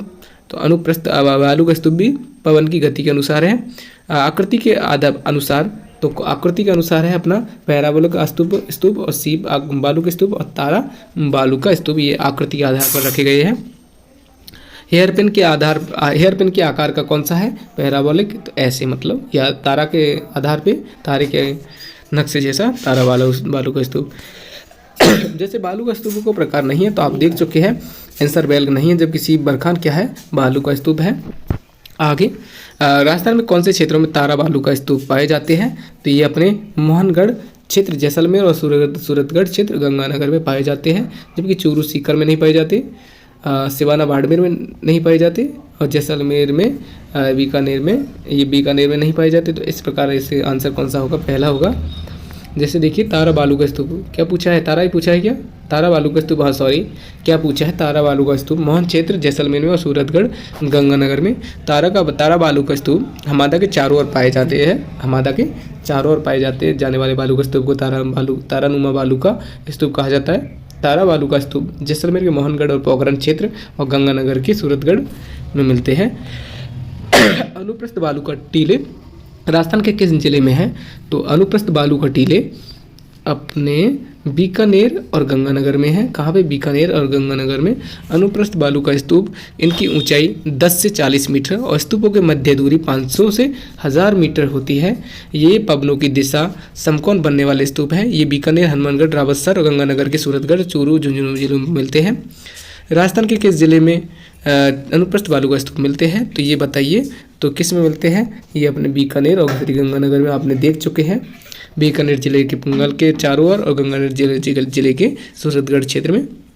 कौन सा, देख लीजिए, अनुप्रस्थ बालू का स्तूप। थार के मरुस्थल में पाए जाने वाले अर्धचंद्राकार रेतीले टीले को क्या कहा जाता है, तो बरखान कहा जाता है। अर्धचंद्राकार रेत के टीले को क्या कहा जाता है, बरखान। देखिए बरखान अर्धचंद्राकार बालू का स्तूप 30 से 20 सेमी संवर्षा रेखा क्षेत्र में, तो ये है। इसके बाद आते हैं बरखान क्या है, तो अभी आप देख चुके हैं, रेत के टीले हैं। आगे आते हैं बरखान बालू का स्तूप प्रधानित राजस्थान में कौन से है क्षेत्र पाए जाते हैं, तो ये अपना 20 सेमी से 35 सेमी संवर्षा रेखा क्षेत्र वाले बालू का स्तूप यहीं पाए जाते हैं। आगे आते हैं बरखान पश्चिम राजस्थान में कौन से क्षेत्र में पाए जाते हैं, तो ये पाए जाते हैं अपने औसिया जोधपुर में। इसके बाद में वालेरी चूरू में और देशनोक बीकानेर में, सीकर में नहीं पाए जाते। आगे आते हैं बरखान और स्थलाकृति किस भौगोलिक विभाग का संबंध है, तो ये किसका है, मरुस्थलीय प्रदेश का। सीप एक है, तो सीप क्या है, एक अनुदैर्घ्य बालू का स्तूप है। देख लीजिए इसकी व्याख्या। बरखान के निर्माण से में जब पवन की दिशा में परिवर्तन होता है तो बरखान की भुजा आगे की ओर समांतर बढ़ जाती है, जिसे सीप कहा जाता है। और बरखान के अर्धचंद्राकार निम्न भूमि क्षेत्र में उपजाऊ भूमि रोही कहलाती है। आगे कौन से बालू का स्तूप प्रचलित पवन दिशा के समांतर विकसित होते हैं, ये अपने सीप होते हैं। आगे राजस्थान के थार मरुस्थल में द्विशती नदी घाटी किस प्रकार के बालू का स्तूप चिन्हित करती है, तो रेखीय और पवनावर्ती बालू का स्तूप। नेक्स्ट आते हैं अपने व्याख्या। अनुदैर्घ्य पवनावर्ती रेखीय बालू का स्तूप, इनका विस्तार सर्वाधिक जैसलमेर के दक्षिण पश्चिम भाग में पाया जाता है। जोधपुर एवं बाड़मेर जिलों में भी इनका विस्तार है। इन रेखीय बालू का स्तूपों की ऊंचाई 10 मीटर से 60 मीटर तक पाई जाती है। पवनावर्ती स्तूप पवनों की दिशा में समांतर बनने वाले स्तूप हैं। जैसलमेर जिले के प्रकार के बालू का स्तूप पाए जाते हैं। तो दोस्तों 2 और 3 दोनों सही है इसमें। कौन से, परवलयिक और अनुदैर्घ्य। जैसलमेर क्षेत्र में ये अपने जैसलमेर क्षेत्र की किस प्रकार के बालू पाए जाते हैं, तो परवलयी और अनुदैर्घ्य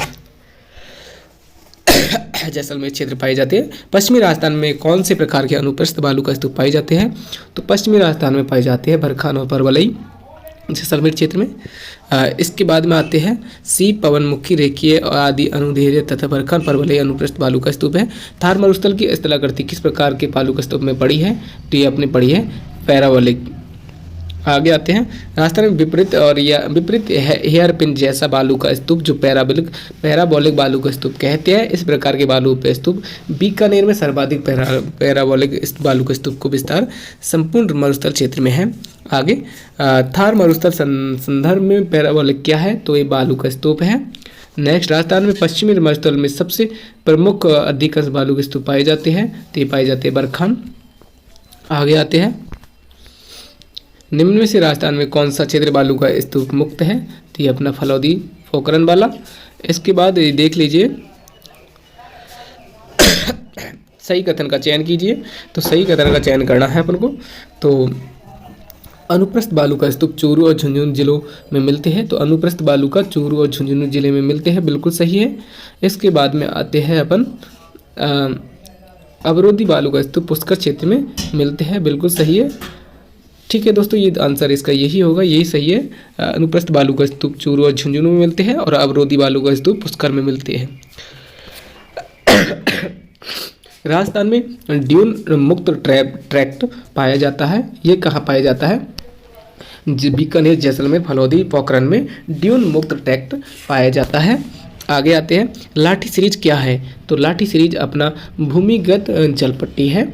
आगे आते हैं, लाठी सीरीज क्या है? जैसलमेर जिले में पोखरण से मोहनगढ़ तक पाकिस्तानी सीमा के सहारे सहारे एक भूगर्भीय जल की पट्टी है, जिसे लाठी सीरीज क्षेत्र कहा जाता है। तो देख लीजिए, पोखरण से मोहनगढ़ तक है, ये पोखरण से मोहनगढ़ तक। यह टर्सरी कालीन अपसादी चट्टानों में तेल एवं गैस के भंडार मिलते हैं। यह चांदा नलकूप कम गहराई से अधिक पेयजल आपूर्ति के कारण इसे क्या कहा जाता है? थार का घड़ा कहा जाता है। आगे आते हैं, तो थार का घड़ा किसे कहा जाता है? तो अभी बड़ा अपने जैसलमेर में है चांदन नलकूप। थार मरुस्थल में लाठी सीरीज के संदर्भ में कौन सा कथन नहीं है? तो ये अपना बालू का स्तूपों की अधिकता, ये नहीं है। बालू, ये थार का मरुस्थल लाठी सीरीज में नहीं है कि बालू के स्तूप कहाँ से मिलेंगे, क्योंकि आपको पता है वो तो लाठी सीरीज वहाँ पे पानी की थोड़ी सी मात्रा है, नमी भूमि है। किस जिले में राष्ट्रीय जीवाश्म उद्यान नेशनल वुड फॉसिल पार्क स्थित है? तो आपको पता है जैसलमेर में है। आगे देखिए, आकलबाग गांव जैसलमेर के जैसलमेर बाड़मेर मार्ग पर स्थित इस क्षेत्र में काष्ठ जीवाश्म पार्क बनाया गया है, जो 21 हेक्टेयर क्षेत्रफल में लगभग 18 करोड़ वर्ष पुराना है। पूर्व सागरीय जीवाश्म पाए गए कितने? 18 करोड़ वर्ष पूर्व सागरीय जीवाश्म पाए गए। यहाँ से आकलवुड फॉसिल पार्क का समय जुरासिक काल का माना जाता है। विश्व में प्राचीनतम लकड़ी के अवशेष मिले हैं यहाँ से। जैसलमेर स्थित आकल काष्ठ जीवाश्मों की आयु लगभग कितनी मानी जाती है? तो आपने देखा 18 करोड़ वर्ष।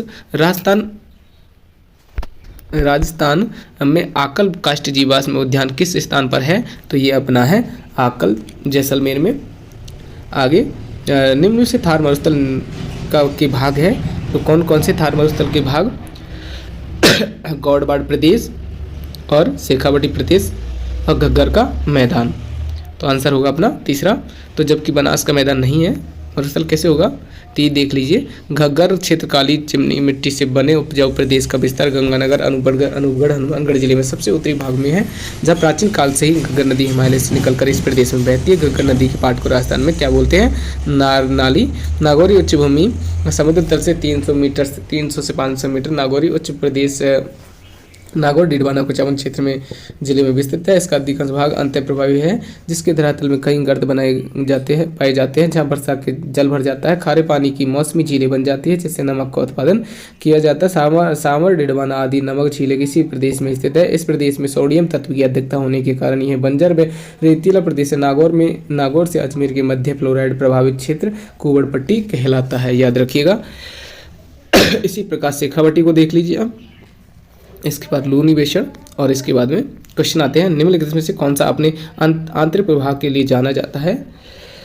तो ये जाना जाता है अपना शेखावटी क्षेत्र, यहाँ पे घग्गर नदी। इसके बाद लूनी बेसिन राजस्थान के किस विस्तृत भूआकृति क्षेत्र का एक भाग है?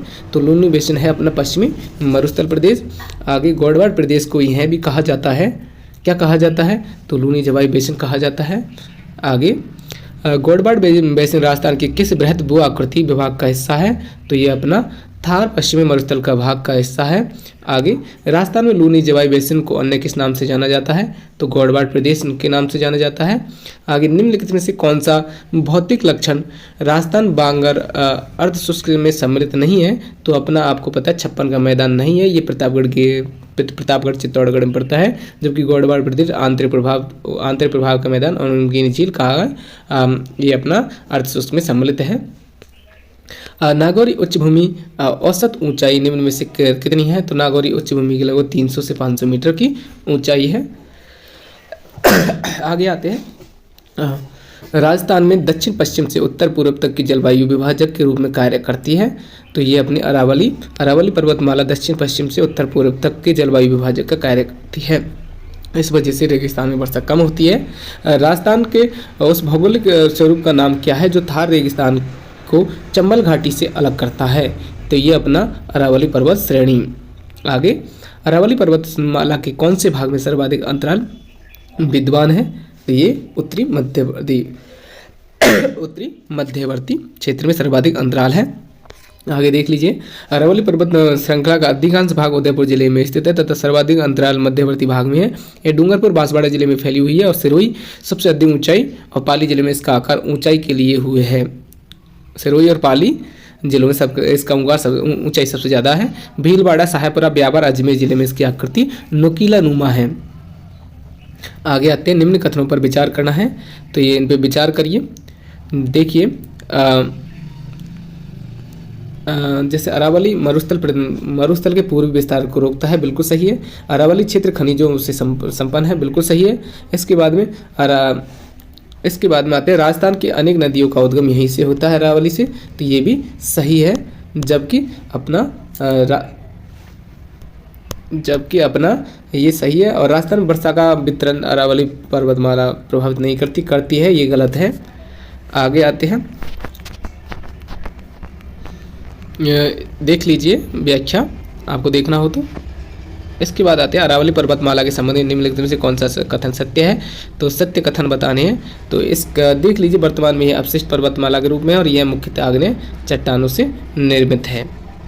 सही है क्या? आग्नेय चट्टाने से नहीं, ये दक्षिण पश्चिम आग्नेय चट्टाने से कहाँ हो गई? तो आग्नेय चट्टाने से नहीं है, ये भी गलत है, ये भी गलत है। प्री कैम्ब्रियम है, जो कैम्ब्रियम बोल रहा है ये कैम्ब्रियन, तो प्री कैम्ब्रियन युग में हुआ था इसका काल दो, और यह दक्षिण पश्चिम से उत्तर पूर्व की दिशा में विस्तृत है, बिल्कुल सही है। आगे आते हैं, कथन अरावली के पूर्वी ढालों पर पश्चिम ढालों की अपेक्षा वनस्पति अधिक, क्या बोल रहा है? अरावली के पूर्वी ढालों पर पश्चिमी ढालों की अपेक्षा वनस्पति अधिक समय तथा ऊंचाई तक विद्यमान है। कारण क्या है? कारण देखते हैं। कारण है इसका, अरावली के पूर्वी ढाल अधिक मानसूनी वर्षा प्राप्त करते तथा पश्चिमी टीलों की अपेक्षा तीक्ष्ण ढाल युक्त है। तो ये दोनों ही सही है और इसकी व्याख्या कर रहा है ये। इसके बाद आता है, राजस्थान में अरावली का कौन सा भाग सर्वाधिक वर्षा प्राप्त करता है? तो ये करता है अपना दक्षिणी भाग। दक्षिण अरावली प्रदेश मुख्यतः आबू पर्वत खंड सिरोही में सर्वाधिक वर्षा होती है। अरावली पर्वत की सबसे अधिक ऊंचाई किस जिले में है? तो यह है सिरोही में। अरावली की सर्वाधिक ऊंचाई सिरोही में। अरावली की न्यूनतम ऊंचाई कहाँ पे है? जयपुर में। कहाँ पे? जयपुर में। और जबकि अरावली की सर्वाधिक विस्तार उदयपुर में है। अरावली का न्यूनतम विस्तार कहाँ पे है? अजमेर में। आगे आते हैं, निम्नलिखित में से किस जिले में अरावली पर्वतमाला का क्षेत्र सबसे कम है? तो आपको पता है ये तो अजमेर में है सबसे कम, क्योंकि आपको अभी व्याख्या में बता दिया सबसे कम विस्तार कहाँ है? अजमेर में। और सर्वाधिक विस्तार उदयपुर में, याद रखिएगा। इसके बाद अरावली प्रदेश का भाग नहीं है, तो कौन सा नहीं है? विंध्य खंड नहीं है, जबकि आबू खंड, अलवर खंड और जयपुर है। तो देखिए ये इसके बारे में आप पढ़ लीजिए। नेक्स्ट क्वेश्चन पे आते हैं, तो निम्न में से कौन सी छोटी श्रृंखला दक्षिण अरावली में स्थित है? तो ये अपनी है अचलगढ़। कौन सी है? अचलगढ़। आगे, निम्नलिखित में से कौन सी छोटी पर्वत चोटी अरावली प्रदेश से संबंधित नहीं है? तो आपको पता है कौन सी नहीं है? नाग पहाड़ी नहीं है, जबकि बिलाली, सिरावास और बैराठ है। मध्य अरावली का निम्नतम उच्चावच है, तो कौन सा है? सांबर क्षेत्र। सांबर झील सबसे निम्न तल है इसका, तो कौन सी है? सांबर क्षेत्र। भानगढ़, बिलाली और सिरावास श्रेणियाँ स्थित है, तो ये उत्तरी अरावली की भानगढ़, बिलाली और सिरावास। सुमिलित करना है अपन को, तो सुमिलित कीजिए। तो सुमिलित अपनों को उत्तरी पूर्वी अरावली ये किससे है? अलवर से। इसके बाद अरावली का मध्यवर्ती भाग, तो ये अपना जयपुर से। इसके बाद में अपना भौराट का क्षेत्र उदयपुर में पड़ता है। कहाँ पे पड़ता है? उदयपुर में। और इसके बाद में अपना दक्षिण अरावली सिरोही में। आपको याद है ये तो। गलत युग्म को चयन करना है, तो आंसर नहीं दिया हुआ है, प्रश्न डिलीट कर दिया गया, तो हटाइए, हम भी हटा देते हैं। निम्न में से किस जिले में अरावली के साथ विंध्यन क्रम में उच्चावच स्वरूप भी विद्यमान है? तो कौन सा है? चित्तौड़गढ़ में सबसे ज़्यादा है, सिरोही में। तो अरावली के साथ साथ विंध्यन क्रम में उच्चावच स्वरूप है। देख लीजिए, चित्तौड़गढ़ जिले में चित्तौड़गढ़ का किला मैसा पठार पर है, अरावली का भाग है, जबकि भैंसरोडगढ़ का पठार का भाग विंध्याचल पर्वतमाला पर है। भैंसरोडगढ़ का किला कहाँ पे है? विंध्याचल पर्वतमाला पे। निम्न में से कौन सा किला अरावली पर्वतमाला में स्थित नहीं है?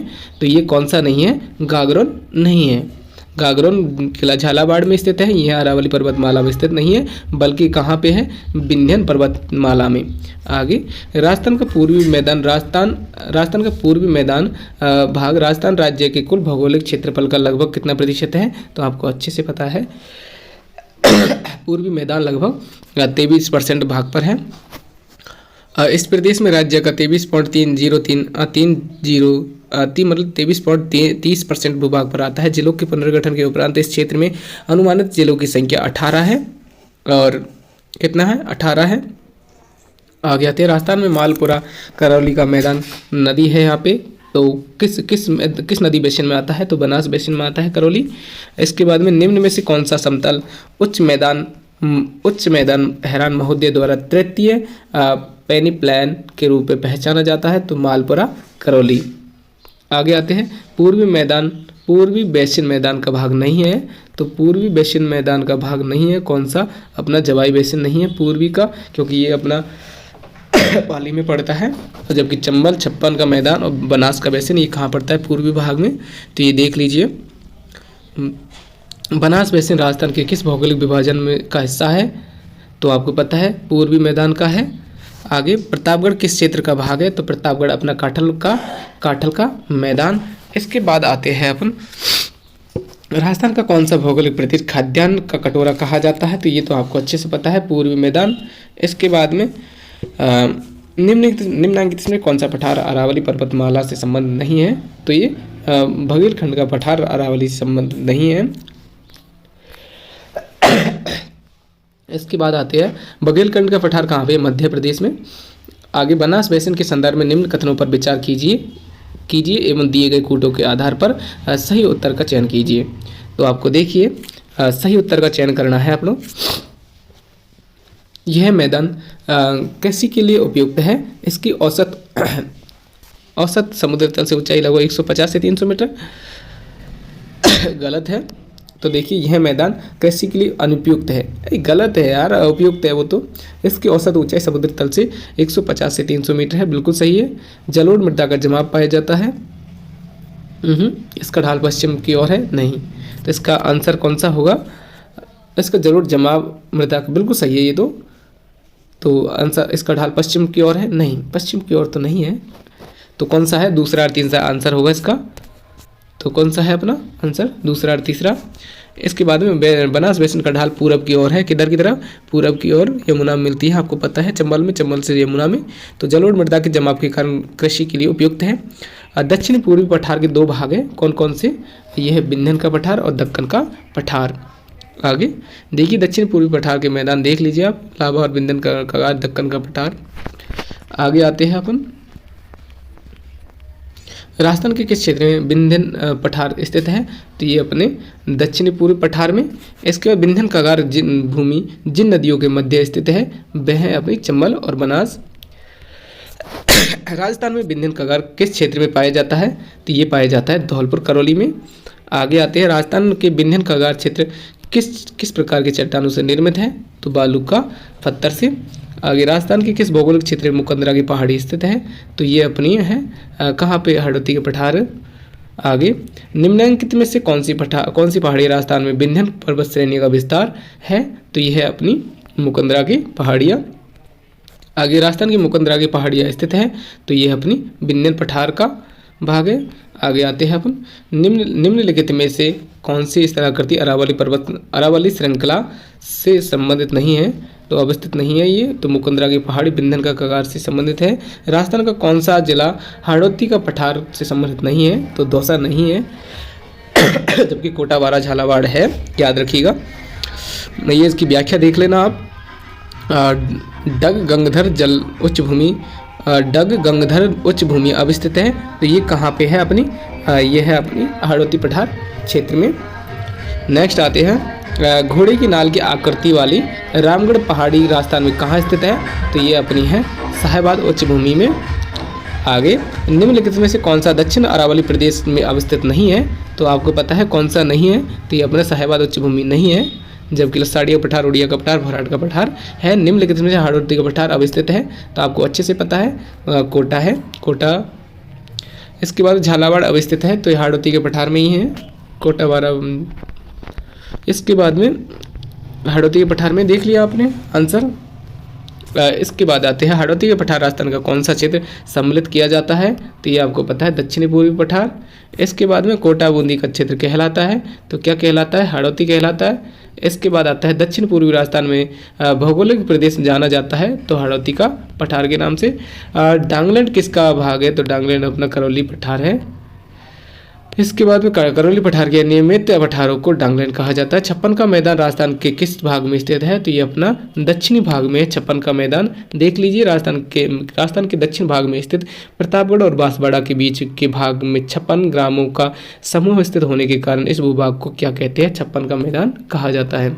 राजस्थान में छप्पन का मैदान किस नदी के बेसिन पर है, तो यह है अपना किसके, माही बेसिन पर। किस पे, माही बेसिन पर। आगे आते हैं, देखिए व्याख्या। मध्य माही बेसिन छप्पन का मैदान को बागड़ क्षेत्र भी कहते हैं। यह बेसिन माही नदी की सहायक नदियों से सिंचित है, जो बांसवाड़ा डूंगरपुर प्रतापगढ़ जिले के उत्तरी भाग सेलुम्बर में भी विस्तृत है। निम्न में से कौन सा बागड़ के नाम से भी जाना जाता है, तो बागड़ के नाम से जाना जाता है अपना मध्य माही बेसिन। बागड़ के नाम से जाना जाता है मध्य माही बेसिन। छप्पन का मैदान राजस्थान के निम्नलिखित किन जिलों में स्थित है, तो अपना बांसवाड़ा और डूंगरपुर में छप्पन का मैदान। छप्पन बेसिन किस जिले में है, जिस जिले में स्थित है वह है अपना बांसवाड़ा।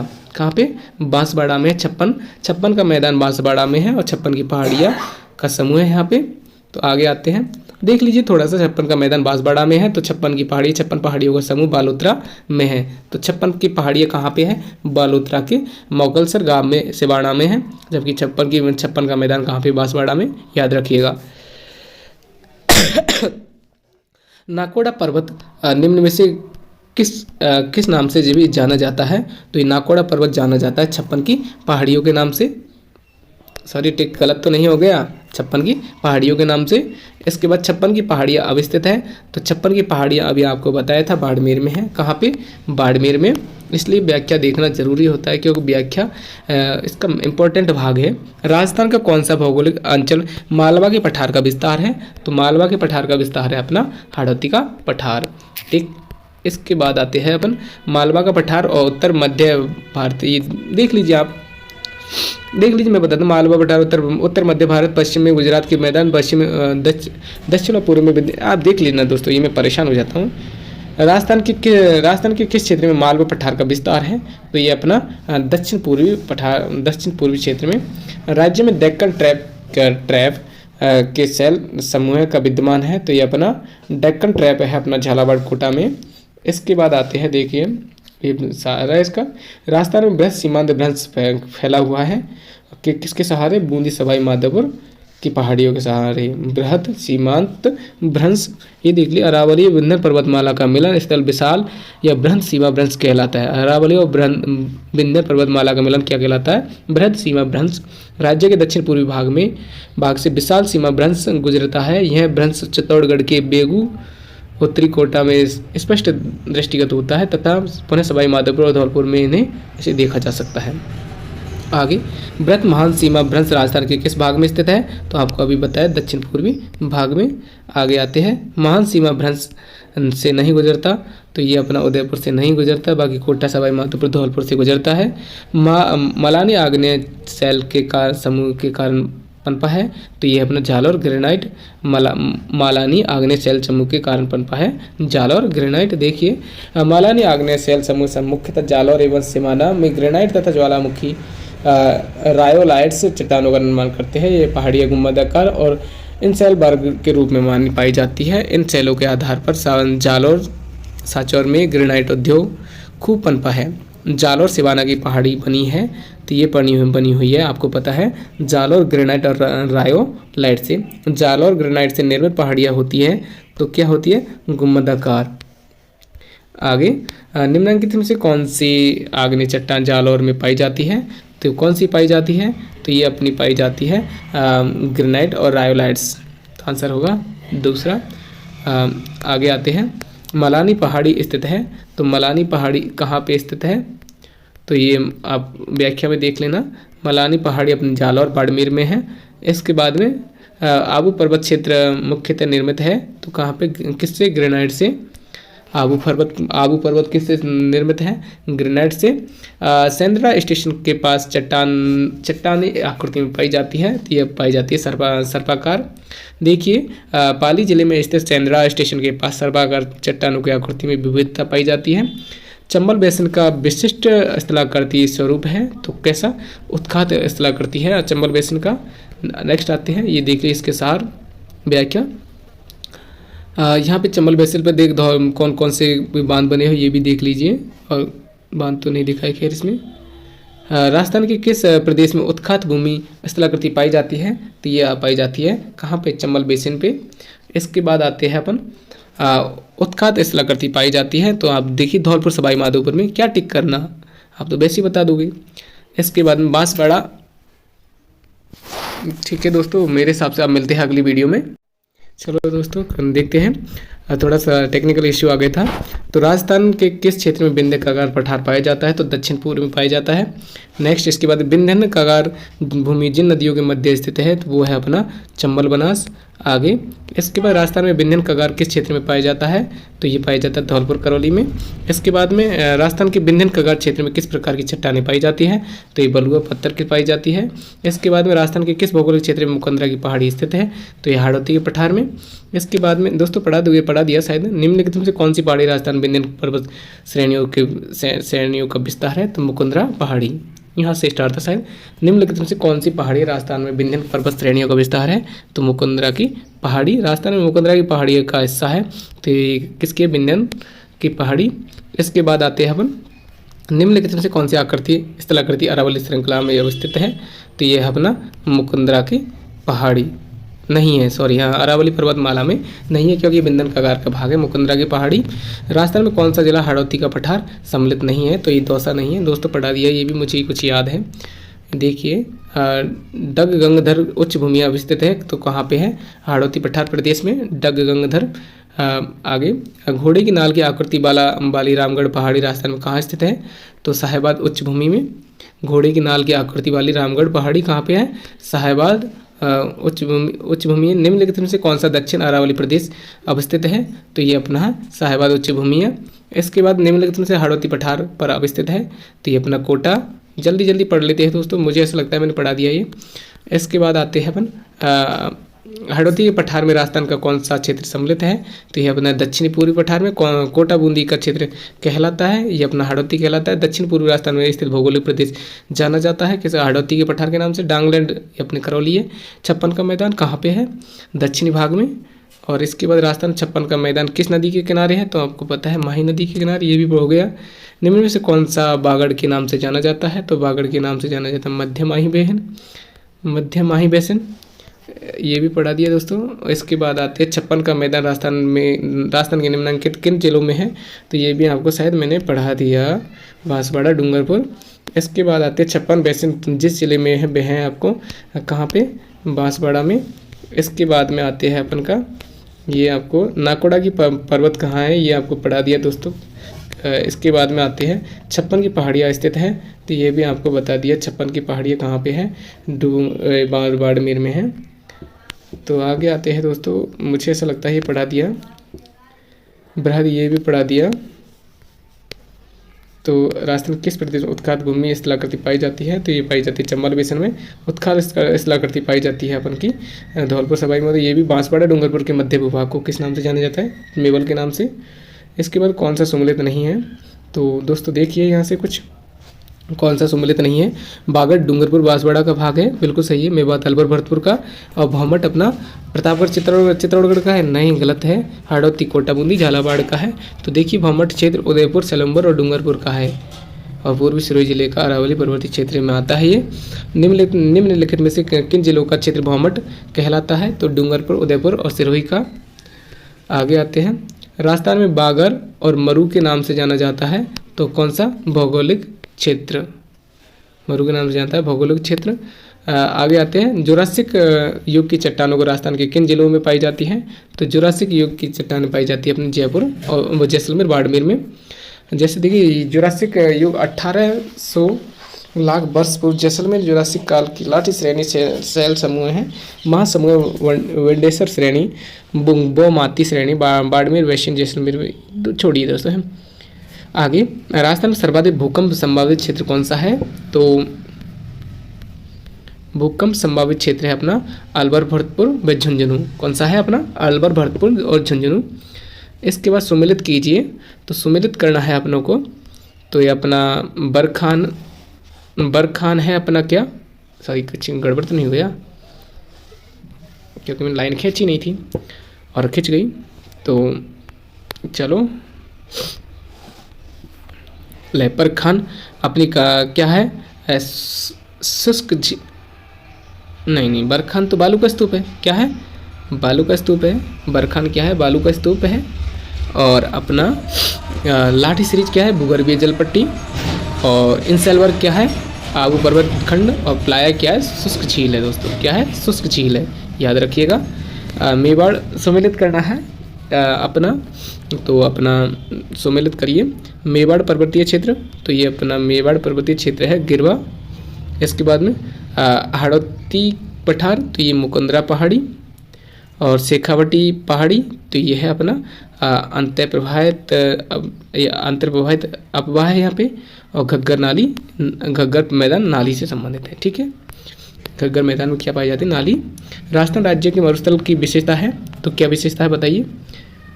यह है अपनी विशेषता कि अति शुष्क दशा है यहाँ पे, और तापमान का अतिरिक्त है, मतलब ज़्यादा तापमान है। न्यूनतम औसत वार्षिक वर्षा होती है यहाँ पे। कम एवं तिरछा वह वनस्पति आवरण है यहाँ पे।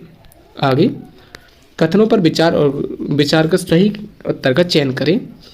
तो देखिए, सही उत्तर का चयन करिए। तो लूनी बेसिन गौड़वाड़ प्रदेश के नाम से भी जाना जाता है, बिल्कुल सही है। गिरवा उदयपुर बेसिन की विशिष्ट आकृति का मैदान है, बिल्कुल सही है। जबकि घग्गर का मैदान चूरू में नहीं है, हनुमानगढ़ में है। चलो आगे बढ़ते हैं। निम्नलिखित में से कौन सा सुमेलित नहीं है? तो आपको सुमेलित नहीं है वो बताना है। देखते हैं, लूनी बेसिन नेहड़, लूनी बेसिन पड़ती है नेहड़ में।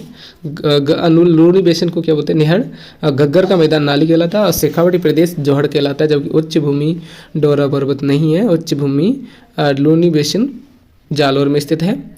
तो ये तीसरा गलत है। आगे, सॉरी कुछ गलत तो नहीं हो गया? हाँ, ये तो सही है, ये गलत है। हाँ, कुछ बोल तो नहीं दिए मैंने। निम्नलिखित में से कौन सा पूर्वी मैदानों का भाग नहीं है? तो कौन सा नहीं है? अपना माउंट आबू नहीं है पूर्वी मैदानों का भाग, जबकि आपको सब पता है।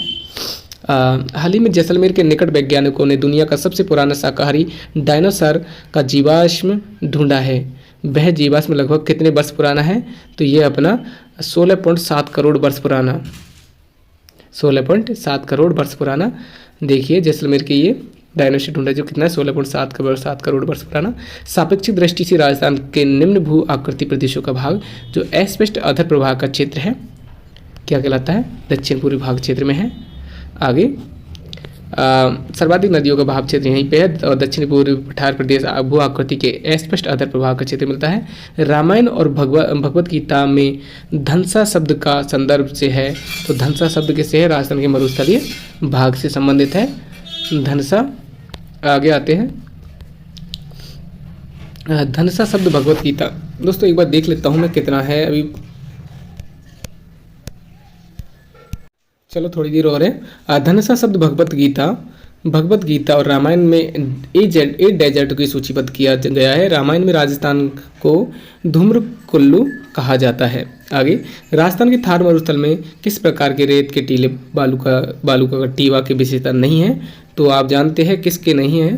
तो ये अपना बागेलखंड रॉक फॉर्मेशन की नहीं है। थार मरुस्थल में किस प्रकार के रेत के टीले बालू का टीबा की विशेषता नहीं है, तो आपको पता है ये नहीं है। जबकि लसाड़िया रॉक फॉर्मेशन, उड़िया रॉक फॉर्मेशन और भौराट रॉक फॉर्मेशन है। देखिए लसाड़िया पठार, उड़िया पठार और भौराट के अरावली पर्वत प्रदेश में स्थित है, न कि थार में। तो आपने क्या पूछा है, थार मरुस्थल में किस प्रकार के रेत के टीले बालू का कट टीबा की विशेषता नहीं है। तो उल्टा कर दिया है इसका, मुझे ऐसा लगता है। चलो आते हैं, अरावली पर्वत श्रेणी निकटतम क्षेत्रों के मरुस्थलीयकरण के प्रसार को सीमित करती है। सही है क्या? अरावली पर्वत श्रेणी निकटवर्ती क्षेत्र के मरुस्थलीकरण के प्रसार को सीमित करती है। और इधर कारण दिया हुआ है, तो कारण क्या दिया हुआ है इसका, क्या अरावली पर्वत श्रेणी संपूर्ण राज्य में दक्षिण पश्चिम से उत्तर पूर्व की ओर अवंचित है। तो बिल्कुल सही है, तो ये सही है, तो इसकी स्पष्टीकरण कर रहा है यार। आगे, राजस्थान में रेगिस्तान के विस्तार के संदर्भ में निम्नलिखित कथनों में से कौन सा है, तो कौन सा सही है, तो ये बताना है अपन को सही। तो ये अपना देखते हैं, उत्तर पूर्व से दक्षिण पश्चिम हवा की दिशा के कारण राजस्थान में मरुस्थलीकरण की प्रवृत्ति अधिक रही है। उत्तर पूर्व से दक्षिण पश्चिम हवा की दिशा के कारण राजस्थान में मरुस्थलीकरण की प्रवृत्ति अधिक रही है। आगे, थार रेगिस्तान एक मानसून संचालित रेगिस्तान है जहां हवा का कटाव एक बड़ी समस्या है। गर्मियों के दौरान यहां अरावली पर्वतमाला रेगिस्तान के प्रसार में एक बड़ी बाधा है। वहीं बड़े पैमाने पर खनन से पर्वतमाला में कटौती रेगिस्तान के प्रसार को बढ़ावा देती है। तो दोस्तों यहाँ तक हमारे कंप्लीट होते हैं। आगे पर्वत पठार है, ये पढ़ेंगे अगली वीडियो में। तो दोस्तों मिलते हैं अगली वीडियो में, जब तक के लिए गुड बाय। चलते हैं दोस्तों, आपको अच्छा लगा है तो आप कमेंट करिए, और PDF चाहिए तो मेरा नंबर है, इससे ले लीजिए 9694683809 पे, तो आप व्हाट्सएप कर सकते हो और हम आपको PDF भेज देंगे। चलो मिलते हैं दोस्तों अगली वीडियो में।